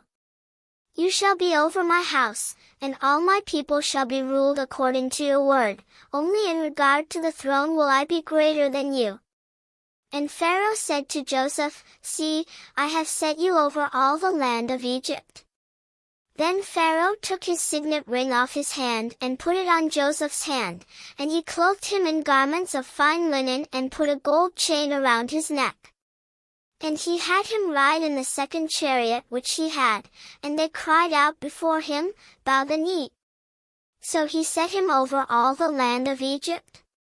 Pharaoh also said to Joseph, I am Pharaoh, and without your consent no man may lift his hand or foot in all the land of Egypt. And Pharaoh called Joseph's name Zaphnath-Paneah. And he gave him as a wife Asenath, the daughter of Potiphera priest of On. So Joseph went out over all the land of Egypt. Joseph was 30 years old when he stood before Pharaoh king of Egypt. And Joseph went out from the presence of Pharaoh, and went throughout all the land of Egypt. Now in the 7 plentiful years the ground brought forth abundantly. So he gathered up all the food of the 7 years which were in the land of Egypt, and laid up the food in the cities. He laid up in every city the fruit of the fields which surrounded them. Joseph gathered very much grain, as the sand of the sea, until he stopped counting, for it was immeasurable. And to Joseph were born 2 sons before the years of famine came, whom Asenath, the daughter of Potiphar priest of On, bore to him. Joseph called the name of the firstborn Manasseh, for God has made me forget all my toil and all my father's house. And the name of the second he called Ephraim, for God has caused me to be fruitful in the land of my affliction. Then the 7 years of plenty which were in the land of Egypt ended. And the 7 years of famine began to come, as Joseph had said. The famine was in all lands, but in all the land of Egypt there was bread. So when all the land of Egypt was famished, the people cried to Pharaoh for bread. Then Pharaoh said to all the Egyptians, "Go to Joseph, whatever he says to you, do." The famine was over all the face of the earth, and Joseph opened all the storehouses and sold to the Egyptians. And the famine became severe in the land of Egypt. So all countries came to Joseph in Egypt to buy grain, because the famine was severe in all lands. Chapter 42. When Jacob saw that there was grain in Egypt, Jacob said to his sons, "Why do you look at one another?" And he said, "Indeed I have heard that there is grain in Egypt. Go down to that place and buy for us there, that we may live and not die." So Joseph's 10 brothers went down to buy grain in Egypt. But Jacob did not send Joseph's brother Benjamin with his brothers, for he said, lest some calamity befall him. And the sons of Israel went to buy grain among those who journeyed, for the famine was in the land of Canaan. Now Joseph was governor over the land, and it was he who sold to all the people of the land. And Joseph's brothers came and bowed down before him with their faces to the earth. Joseph saw his brothers and recognized them, but he acted as a stranger to them and spoke roughly to them. Then he said to them, "Where do you come from?" And they said, "From the land of Canaan to buy food." So Joseph recognized his brothers, but they did not recognize him. Then Joseph remembered the dreams which he had dreamed about them, and said to them, "You are spies. You have come to see the nakedness of the land." And they said to him, "No, my lord, but your servants have come to buy food. We are all one man's sons, we are honest men, your servants are not spies."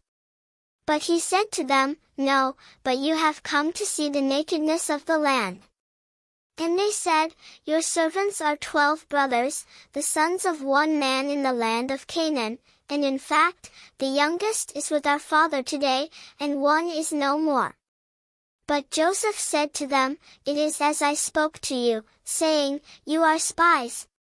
In this manner you shall be tested, by the life of Pharaoh, you shall not leave this place unless your youngest brother comes here. Send one of you, and let him bring your brother, and you shall be kept in prison, that your words may be tested to see whether there is any truth in you, or else, by the life of Pharaoh, surely you are spies."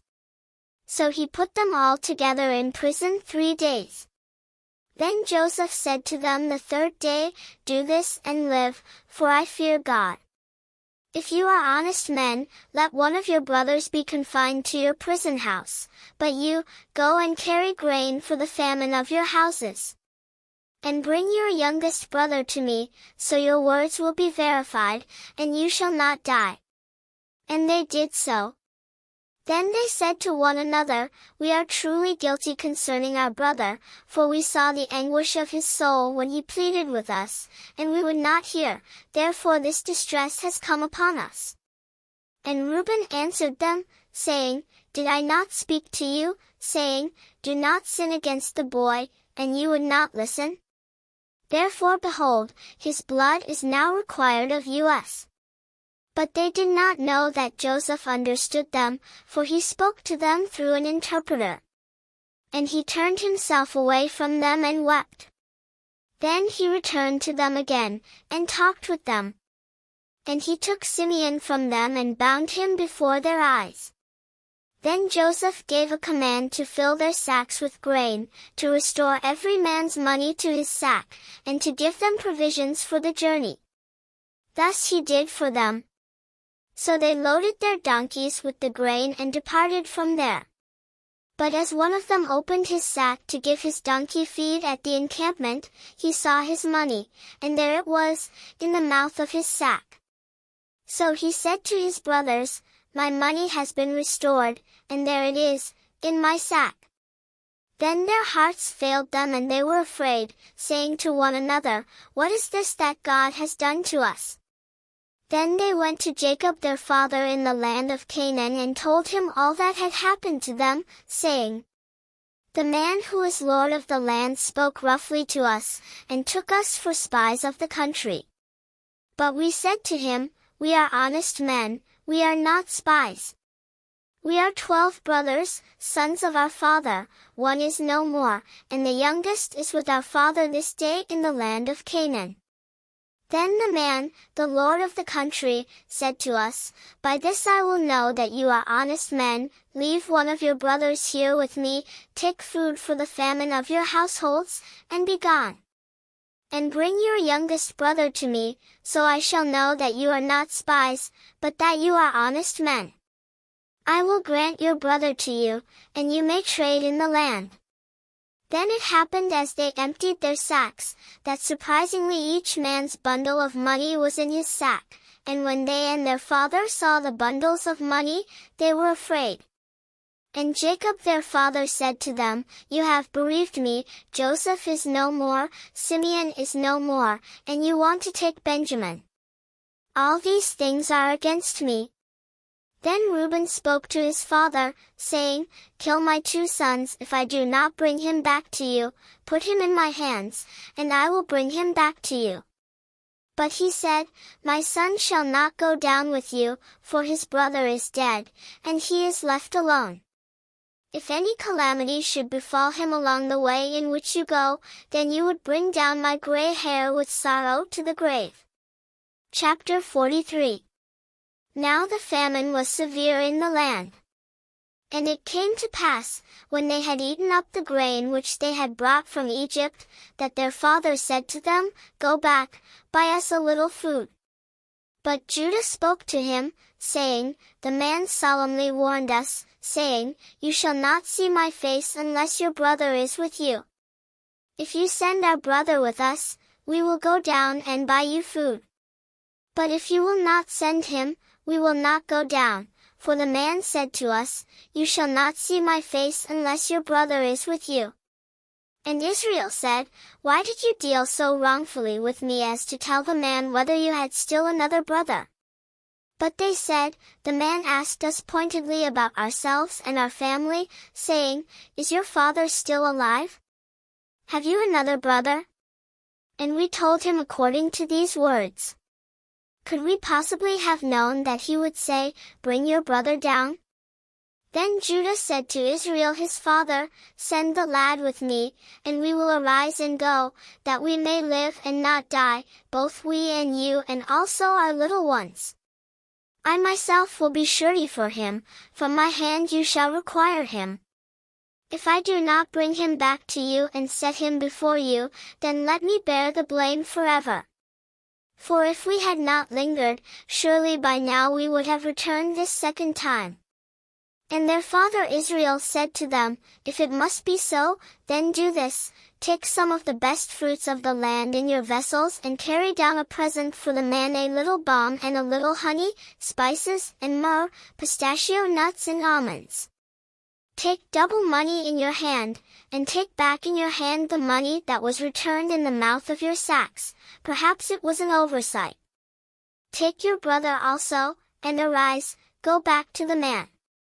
And may God Almighty give you mercy before the man, that he may release your other brother and Benjamin. If I am bereaved, I am bereaved. So the men took that present and Benjamin, and they took double money in their hand, and arose and went down to Egypt, and they stood before Joseph. When Joseph saw Benjamin with them, he said to the steward of his house, "Take these men to my home, and slaughter an animal and make ready, for these men will dine with me at noon."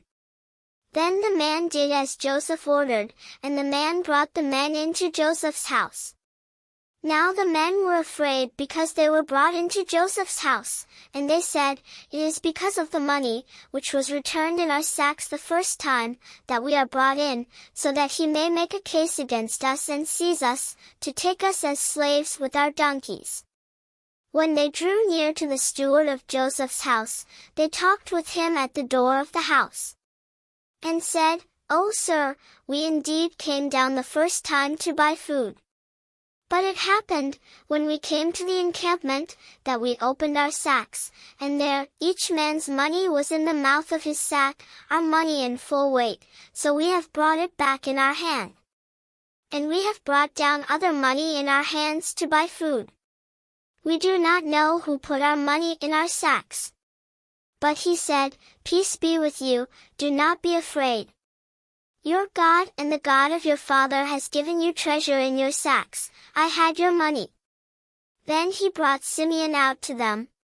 So the man brought the men into Joseph's house and gave them water, and they washed their feet, and he gave their donkeys feed. Then they made the present ready for Joseph's coming at noon, for they heard that they would eat bread there. And when Joseph came home, they brought him the present which was in their hand into the house, and bowed down before him to the earth. Then he asked them about their well-being, and said, "Is your father well, the old man of whom you spoke? Is he still alive?"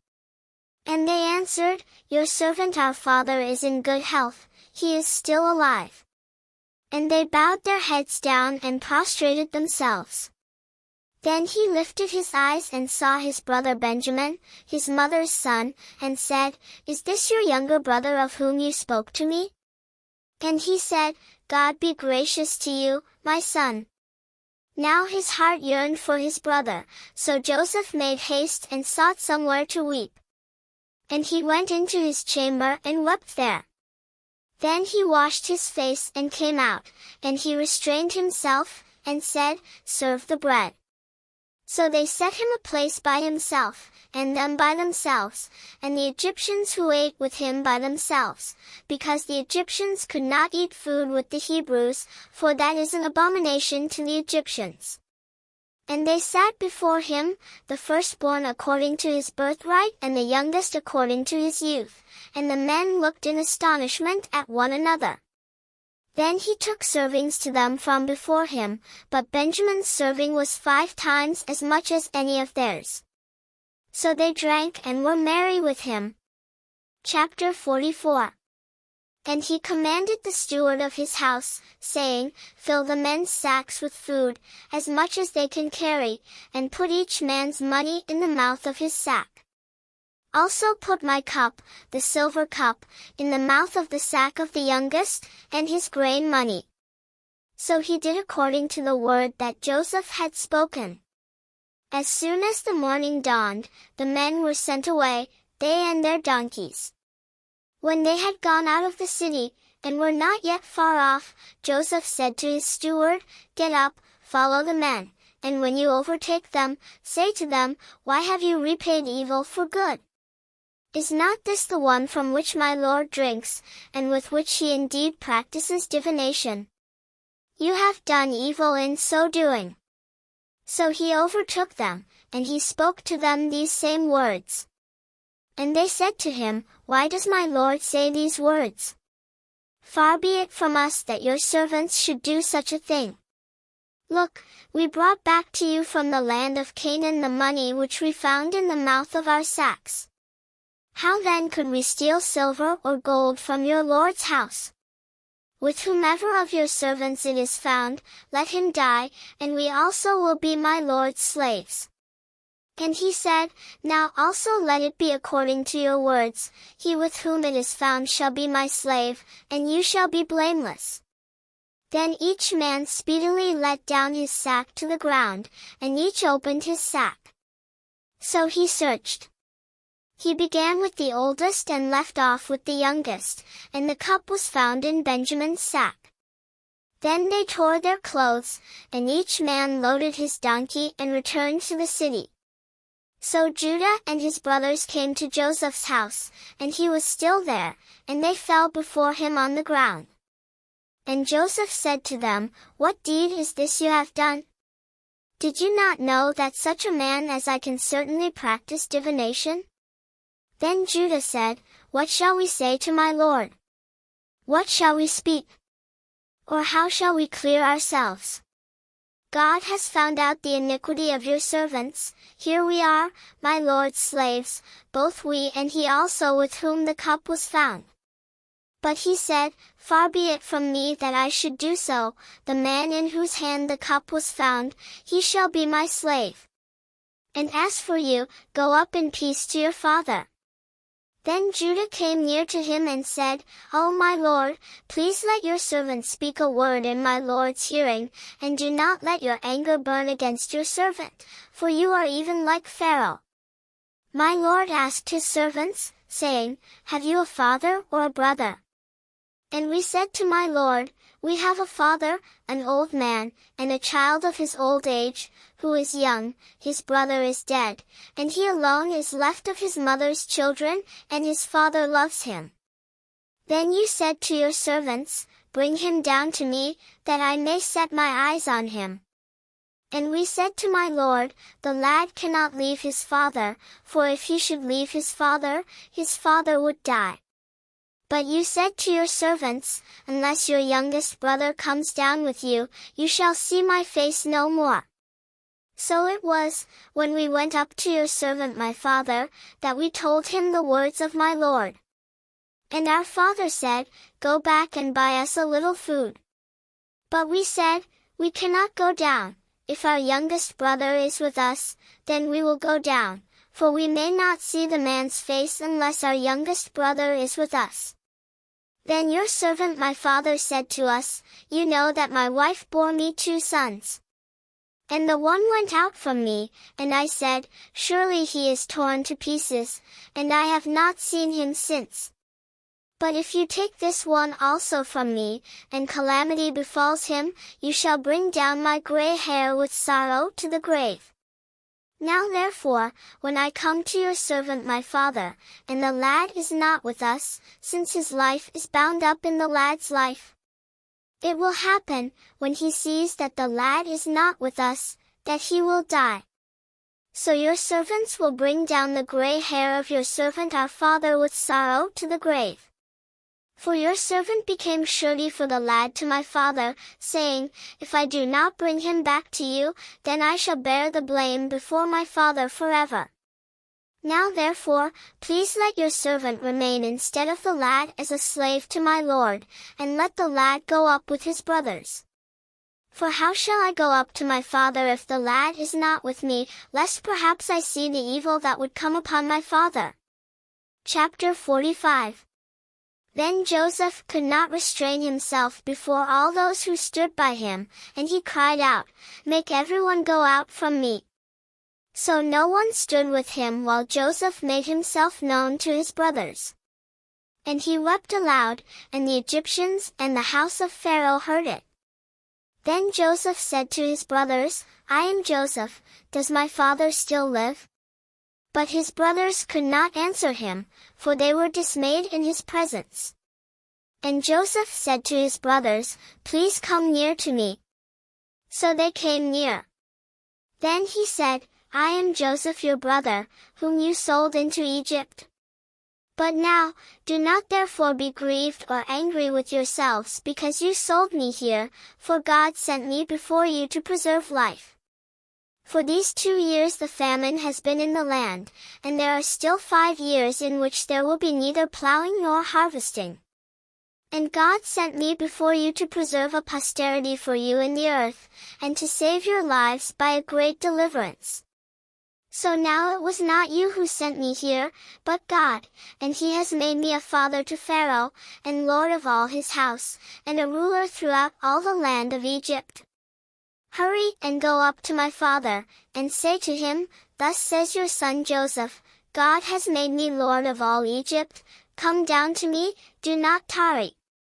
You shall dwell in the land of Goshen, and you shall be near to me, you and your children, your children's children, your flocks and your herds, and all that you have.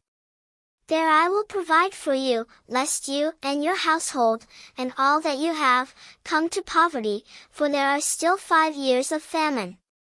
And behold, your eyes and the eyes of my brother Benjamin see that it is my mouth that speaks to you. So you shall tell my father of all my glory in Egypt, and of all that you have seen, and you shall hurry and bring my father down here. Then he fell on his brother Benjamin's neck and wept, and Benjamin wept on his neck.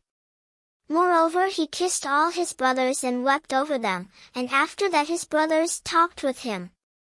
Now the report of it was heard in Pharaoh's house, saying, Joseph's brothers have come. So it pleased Pharaoh and his servants well. And Pharaoh said to Joseph, Say to your brothers, Do this, load your animals and depart, go to the land of Canaan. Bring your father and your households and come to me, I will give you the best of the land of Egypt, and you will eat the fat of the land. Now you are commanded do this, take carts out of the land of Egypt for your little ones and your wives, bring your father and come. Also do not be concerned about your goods, for the best of all the land of Egypt is yours. Then the sons of Israel did so, and Joseph gave them carts, according to the command of Pharaoh, and he gave them provisions for the journey. He gave to all of them, to each man, changes of garments, but to Benjamin he gave 300 pieces of silver and 5 changes of garments. And he sent to his father these things, 10 donkeys loaded with the good things of Egypt, and 10 female donkeys loaded with grain, bread, and food for his father for the journey. So he sent his brothers away, and they departed, and he said to them, See that you do not become troubled along the way. Then they went up out of Egypt, and came to the land of Canaan to Jacob their father. And they told him, saying, Joseph is still alive, and he is governor over all the land of Egypt. And Jacob's heart stood still, because he did not believe them. But when they told him all the words which Joseph had said to them, and when he saw the carts which Joseph had sent to carry him, the spirit of Jacob their father revived. Then Israel said, It is enough. Joseph my son is still alive. I will go and see him before I die. Chapter 46. So Israel took his journey with all that he had, and came to Beersheba, and offered sacrifices to the God of his father Isaac. Then God spoke to Israel in the visions of the night, and said, Jacob, Jacob. And he said, Here I am. So he said, I am God, the God of your father, do not fear to go down to Egypt, for I will make of you a great nation there. I will go down with you to Egypt, and I will also surely bring you up again, and Joseph will put his hand on your eyes. Then Jacob arose from Beersheba, and the sons of Israel carried their father Jacob, their little ones, and their wives, in the carts which Pharaoh had sent to carry him. So they took their livestock and their goods, which they had acquired in the land of Canaan, and went to Egypt, Jacob and all his descendants with him. His sons and his sons' sons, his daughters and his sons' daughters, and all his descendants he brought with him to Egypt. Now these were the names of the children of Israel, Jacob and his sons, who went to Egypt. Reuben was Jacob's firstborn. The sons of Reuben were Hanok, Palu, Hezron, and Carmi. The sons of Simeon were Jemuel, Jamin, Ohad, Jachin, Zohar, and Shaul, the son of a Canaanite woman. The sons of Levi were Gershon, Kohath, and Merari. The sons of Judah were Onan, Shelah, Perez, and Zerah, but and Onan died in the land of Canaan. The sons of Perez were Hezron and Hamul.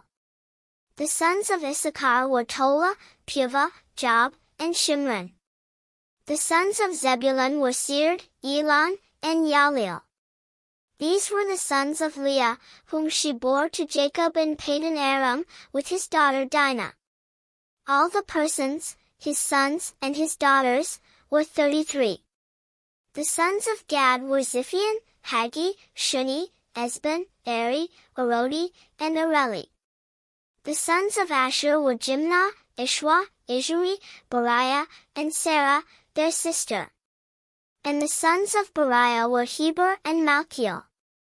These were the sons of Zilpah, whom Laban gave to Leah his daughter, and these she bore to Jacob, 16 persons.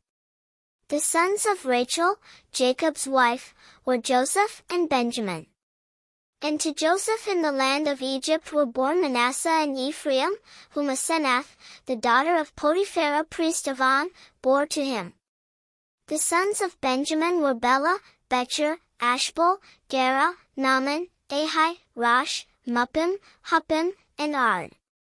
These were the sons of Rachel, who were born to Jacob, 14 persons in all. The son of Dan was Husham. The sons of Naphtali were Jaziel, Guni, Jezer, and Shillem. These were the sons of Bilhah, whom Laban gave to Rachel his daughter, and she bore these to Jacob, 7 persons in all. All the persons who went with Jacob to Egypt, who came from his body, besides Jacob's sons' wives, were 66 persons in all. And the sons of Joseph who were born to him in Egypt were 2 persons. All the persons of the house of Jacob who went to Egypt were 70. Then he sent Judah before him to Joseph, to point out before him the way to Goshen. And they came to the land of Goshen. So Joseph made ready his chariot and went up to Goshen to meet his father Israel, and he presented himself to him, and fell on his neck and wept on his neck a good while. And Israel said to Joseph, Now let me die, since I have seen your face, because you are still alive. Then Joseph said to his brothers and to his father's household, I will go up and tell Pharaoh, and say to him, My brothers and those of my father's house, who were in the land of Canaan, have come to me. And the men are shepherds, for their occupation has been to feed livestock, and they have brought their flocks, their herds, and all that they have. So it shall be, when Pharaoh calls you and says, What is your occupation? That you shall say, Your servant's occupation has been with livestock from our youth even till now, both we and also our fathers, that you may dwell in the land of Goshen, for every shepherd is an abomination to the Egyptians. Chapter 47. Then Joseph went and told Pharaoh, and said, My father and my brothers, their flocks and their herds and all that they possess, have come from the land of Canaan, and indeed they are in the land of Goshen. And he took 5 men from among his brothers and presented them to Pharaoh. Then Pharaoh said to his brothers, What is your occupation? And they said to Pharaoh, Your servants are shepherds, both we and also our fathers. And they said to Pharaoh, We have come to dwell in the land, because your servants have no pasture for their flocks, for the famine is severe in the land of Canaan. Now therefore, please let your servants dwell in the land of Goshen. Then Pharaoh spoke to Joseph, saying, Your father and your brothers have come to you. The land of Egypt is before you. Have your father and brothers dwell in the best of the land, let them dwell in the land of Goshen. And if you know any competent men among them, then make them chief herdsmen over my livestock. Then Joseph brought in his father Jacob and set him before Pharaoh, and Jacob blessed Pharaoh. Pharaoh said to Jacob, How old are you? And Jacob said to Pharaoh, The days of the years of my pilgrimage are 130 years, few and evil have been the days of the years of my life, and they have not attained to the days of the years of the life of my fathers in the days of their pilgrimage. So Jacob blessed Pharaoh, and went out from before Pharaoh. And Joseph situated his father and his brothers, and gave them a possession in the land of Egypt, in the best of the land, in the land of Ramesses, as Pharaoh had commanded. Then Joseph provided his father, his brothers, and all his father's household with bread, according to the number in their families. Now there was no bread in all the land, for the famine was very severe, so that the land of Egypt and the land of Canaan languished because of the famine. And Joseph gathered up all the money that was found in the land of Egypt and in the land of Canaan, for the grain which they bought, and Joseph brought the money into Pharaoh's house. So when the money failed in the land of Egypt and in the land of Canaan, all the Egyptians came to Joseph and said, "Give us bread, for why should we die in your presence? For the money has failed." Then Joseph said, "Give your livestock, and I will give you bread for your livestock, if the money is gone." So they brought their livestock to Joseph, and Joseph gave them bread in exchange for the horses, the flocks, the cattle of the herds, and for the donkeys. Thus he fed them with bread in exchange for all their livestock that year. When that year had ended, they came to him the next year and said to him, "We will not hide from my lord that our money is gone. My lord also has our herds of livestock. There is nothing left in the sight of my lord but our bodies and our lands. Why should we die before your eyes, both we and our land? Buy us and our land for bread, and we and our land will be servants of Pharaoh. Give us seed, that we may live and not die, that the land may not be desolate." Then Joseph bought all the land of Egypt for Pharaoh, for every man of the Egyptians sold his field, because the famine was severe upon them. So the land became Pharaoh's. And as for the people, he moved them into the cities, from one end of the borders of Egypt to the other end. Only the land of the priests he did not buy, for the priests had rations allotted to them by Pharaoh, and they ate their rations which Pharaoh gave them, therefore they did not sell their lands. Then Joseph said to the people, "Indeed I have bought you and your land this day for Pharaoh. Look, here is seed for you, and you shall sow the land. And it shall come to pass in the harvest that you shall give 1/5 to Pharaoh. 4/5 shall be your own, as seed for the field and for your food, for those of your households and as food for your little ones." So they said, "You have saved our lives, let us find favor in the sight of my lord, and we will be Pharaoh's servants." And Joseph made it a law over the land of Egypt to this day, that Pharaoh should have 1/5, except for the land of the priests only, which did not become Pharaoh's. So Israel dwelt in the land of Egypt, in the country of Goshen, and they had possessions there and grew and multiplied exceedingly. And Jacob lived in the land of Egypt 17 years. So the length of Jacob's life was 147 years. When the time drew near that Israel must die, he called his son Joseph and said to him, "Now if I have found favor in your sight, please put your hand under my thigh, and deal kindly and truly with me. Please do not bury me in Egypt, but let me lie with my fathers. You shall carry me out of Egypt and bury me in their burial place." And he said, "I will do as you have said." Then he said, "Swear to me." And he swore to him. So Israel bowed himself on the head of the bed. Chapter 48. Now it came to pass after these things that Joseph was told, "Indeed your father is sick," and he took with him his 2 sons, Manasseh and Ephraim. And Jacob was told, "Look, your son Joseph is coming to you," and Israel strengthened himself and sat up on the bed. Then Jacob said to Joseph, "God Almighty appeared to me at Luz in the land of Canaan and blessed me, and said to me, Behold, I will make you fruitful and multiply you, and I will make of you a multitude of people, and give this land to your descendants after you as an everlasting possession.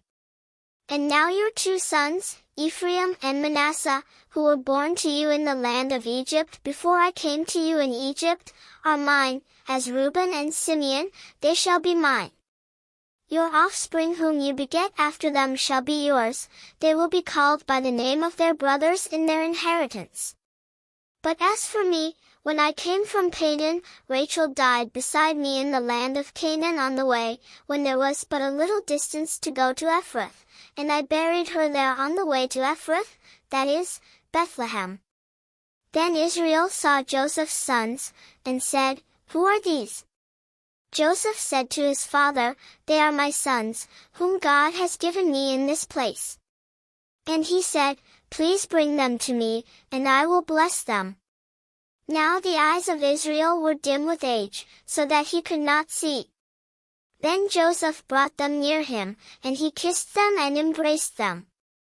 And Israel said to Joseph, I had not thought to see your face, but in fact, God has also shown me your offspring.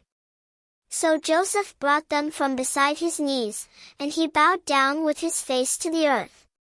And Joseph took them both, Ephraim with his right hand toward Israel's left hand, and Manasseh with his left hand toward Israel's right hand, and brought them near him.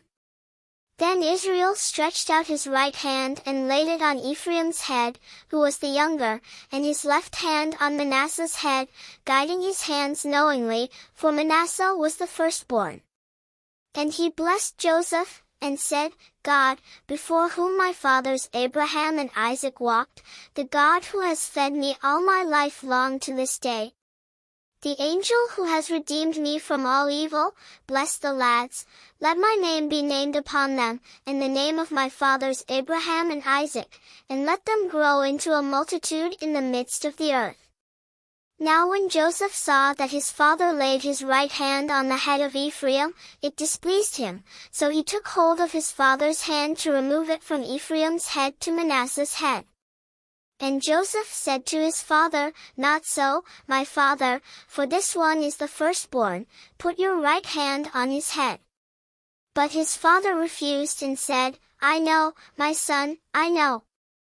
He also shall become a people, and he also shall be great, but truly his younger brother shall be greater than he, and his descendants shall become a multitude of nations. So he blessed them that day, saying, By you Israel will bless, saying, May God make you as Ephraim and as Manasseh. And thus he set Ephraim before Manasseh. Then Israel said to Joseph, Behold, I am dying, but God will be with you and bring you back to the land of your fathers. Moreover, I have given to you one portion above your brothers, which I took from the hand of the Amorite with my sword and my bow. Chapter 49. And Jacob called his sons and said, Gather together, that I may tell you what shall befall you in the last days.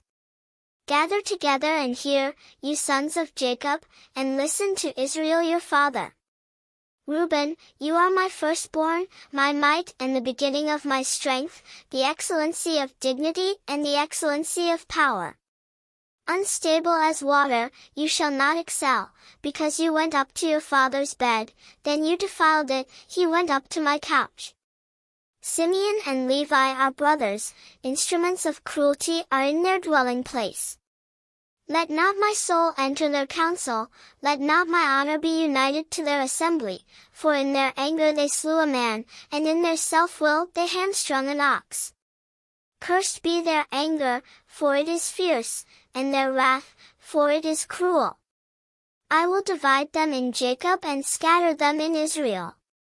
Judah, you are he whom your brothers shall praise, your hand shall be on the neck of your enemies, your father's children shall bow down before you. Judah is a lion's whelp, from the prey, my son, you have gone up. He bows down, he lies down as a lion, and as a lion, who shall rouse him? The scepter shall not depart from Judah, nor a lawgiver from between his feet, until Shiloh comes, and to him shall be the obedience of the people. Binding his donkey to the vine, and his donkey's colt to the choice vine, he washed his garments in wine, and his clothes in the blood of grapes. His eyes are darker than wine, and his teeth whiter than milk. Zebulun shall dwell by the haven of the sea, he shall become a haven for ships, and his border shall adjoin Sidon. Issachar is a strong donkey, lying down between two burdens. He saw that rest was good, and that the land was pleasant, he bowed his shoulder to bear a burden, and became a band of slaves. Dan shall judge his people as one of the tribes of Israel. Dan shall be a serpent by the way, a viper by the path, that bites the horse's heel so that its rider shall fall backward. I have waited for your salvation, O Lord. Gad, a troop shall tramp upon him, but he shall triumph at last. Bread from Asher shall be rich, and he shall yield royal dainties. Naphtali is a deer let loose, he uses beautiful words. Joseph is a fruitful bough by a well, his branches run over the wall. The archers have bitterly grieved him, shot at him and hated him. But his bow remained in strength, and the arms of his hands were made strong by the hands of the mighty God of Jacob, from there is the shepherd, the stone of Israel. By the God of your father who will help you, and by the Almighty who will bless you with blessings of heaven above, blessings of the deep that lies beneath, blessings of the breasts and of the womb. The blessings of your father have excelled the blessings of my ancestors, up to the utmost bound of the everlasting hills. They shall be on the head of Joseph, and on the crown of the head of him who was separate from his brothers. Benjamin is a ravenous wolf, in the morning he shall devour the prey, and at night he shall divide the spoil. All these are the 12 tribes of Israel, and this is what their father spoke to them. And he blessed them, he blessed each one according to his own blessing. Then he charged them and said to them, I am to be gathered to my people, bury me with my fathers in the cave that is in the field of Ephron the Hittite. In the cave that is in the field of Machpelah, which is before Mamre in the land of Canaan, which Abraham bought with the field of Ephron the Hittite as a possession for a burial place. There they buried Abraham and Sarah his wife, there they buried Isaac and Rebekah his wife, and there I buried Leah. The field and the cave that is there were purchased from the sons of Heth. And when Jacob had finished commanding his sons, he drew his feet up into the bed and breathed his last, and was gathered to his people. Chapter 50. Then Joseph fell on his father's face and wept over him, and kissed him. And Joseph commanded his servants the physicians to embalm his father. So the physicians embalmed Israel. 40 days were required for him, for such are the days required for those who are embalmed, and the Egyptians mourned for him 70 days. Now when the days of his mourning were past, Joseph spoke to the household of Pharaoh, saying, If now I have found favor in your eyes, please speak in the hearing of Pharaoh, saying, My father made me swear, saying, Behold, I am dying, in my grave which I dug for myself in the land of Canaan, there you shall bury me. Now therefore, please let me go up and bury my father, and I will come back. And Pharaoh said, Go up and bury your father, as he made you swear. So Joseph went up to bury his father, and with him went up all the servants of Pharaoh, the elders of his house, and all the elders of the land of Egypt, as well as all the house of Joseph, his brothers, and his father's house. Only their little ones, their flocks, and their herds they left in the land of Goshen. And there went up with him both chariots and horsemen, and it was a very great gathering. Then they came to the threshing floor of Atad, which is beyond the Jordan, and they mourned there with a great and very solemn lamentation. He observed 7 days of mourning for his father. And when the inhabitants of the land, the Canaanites, saw the mourning at the threshing floor of Atad, they said, This is a deep mourning of the Egyptians. Therefore its name was called Abel Mizraim, which is beyond the Jordan. So his sons did for him just as he had commanded them. For his sons carried him to the land of Canaan, and buried him in the cave of the field of Machpelah, before Mamre, which Abraham bought with the field from Ephron the Hittite as property for a burial place. And after he had buried his father, Joseph returned to Egypt, he and his brothers and all who went up with him to bury his father. When Joseph's brothers saw that their father was dead, they said, "Perhaps Joseph will hate us, and may actually repay us for all the evil which we did to him." So they sent messengers to Joseph, saying, "Before your father died he commanded, saying, 'Thus you shall say to Joseph, I beg you, please forgive the trespass of your brothers and their sin, for they did evil to you. Now, please, forgive the trespass of the servants of the God of your father.'" And Joseph wept when they spoke to him. Then his brothers also went and fell down before his face, and they said, "Behold, we are your servants." Joseph said to them, "Do not be afraid, for am I in the place of God?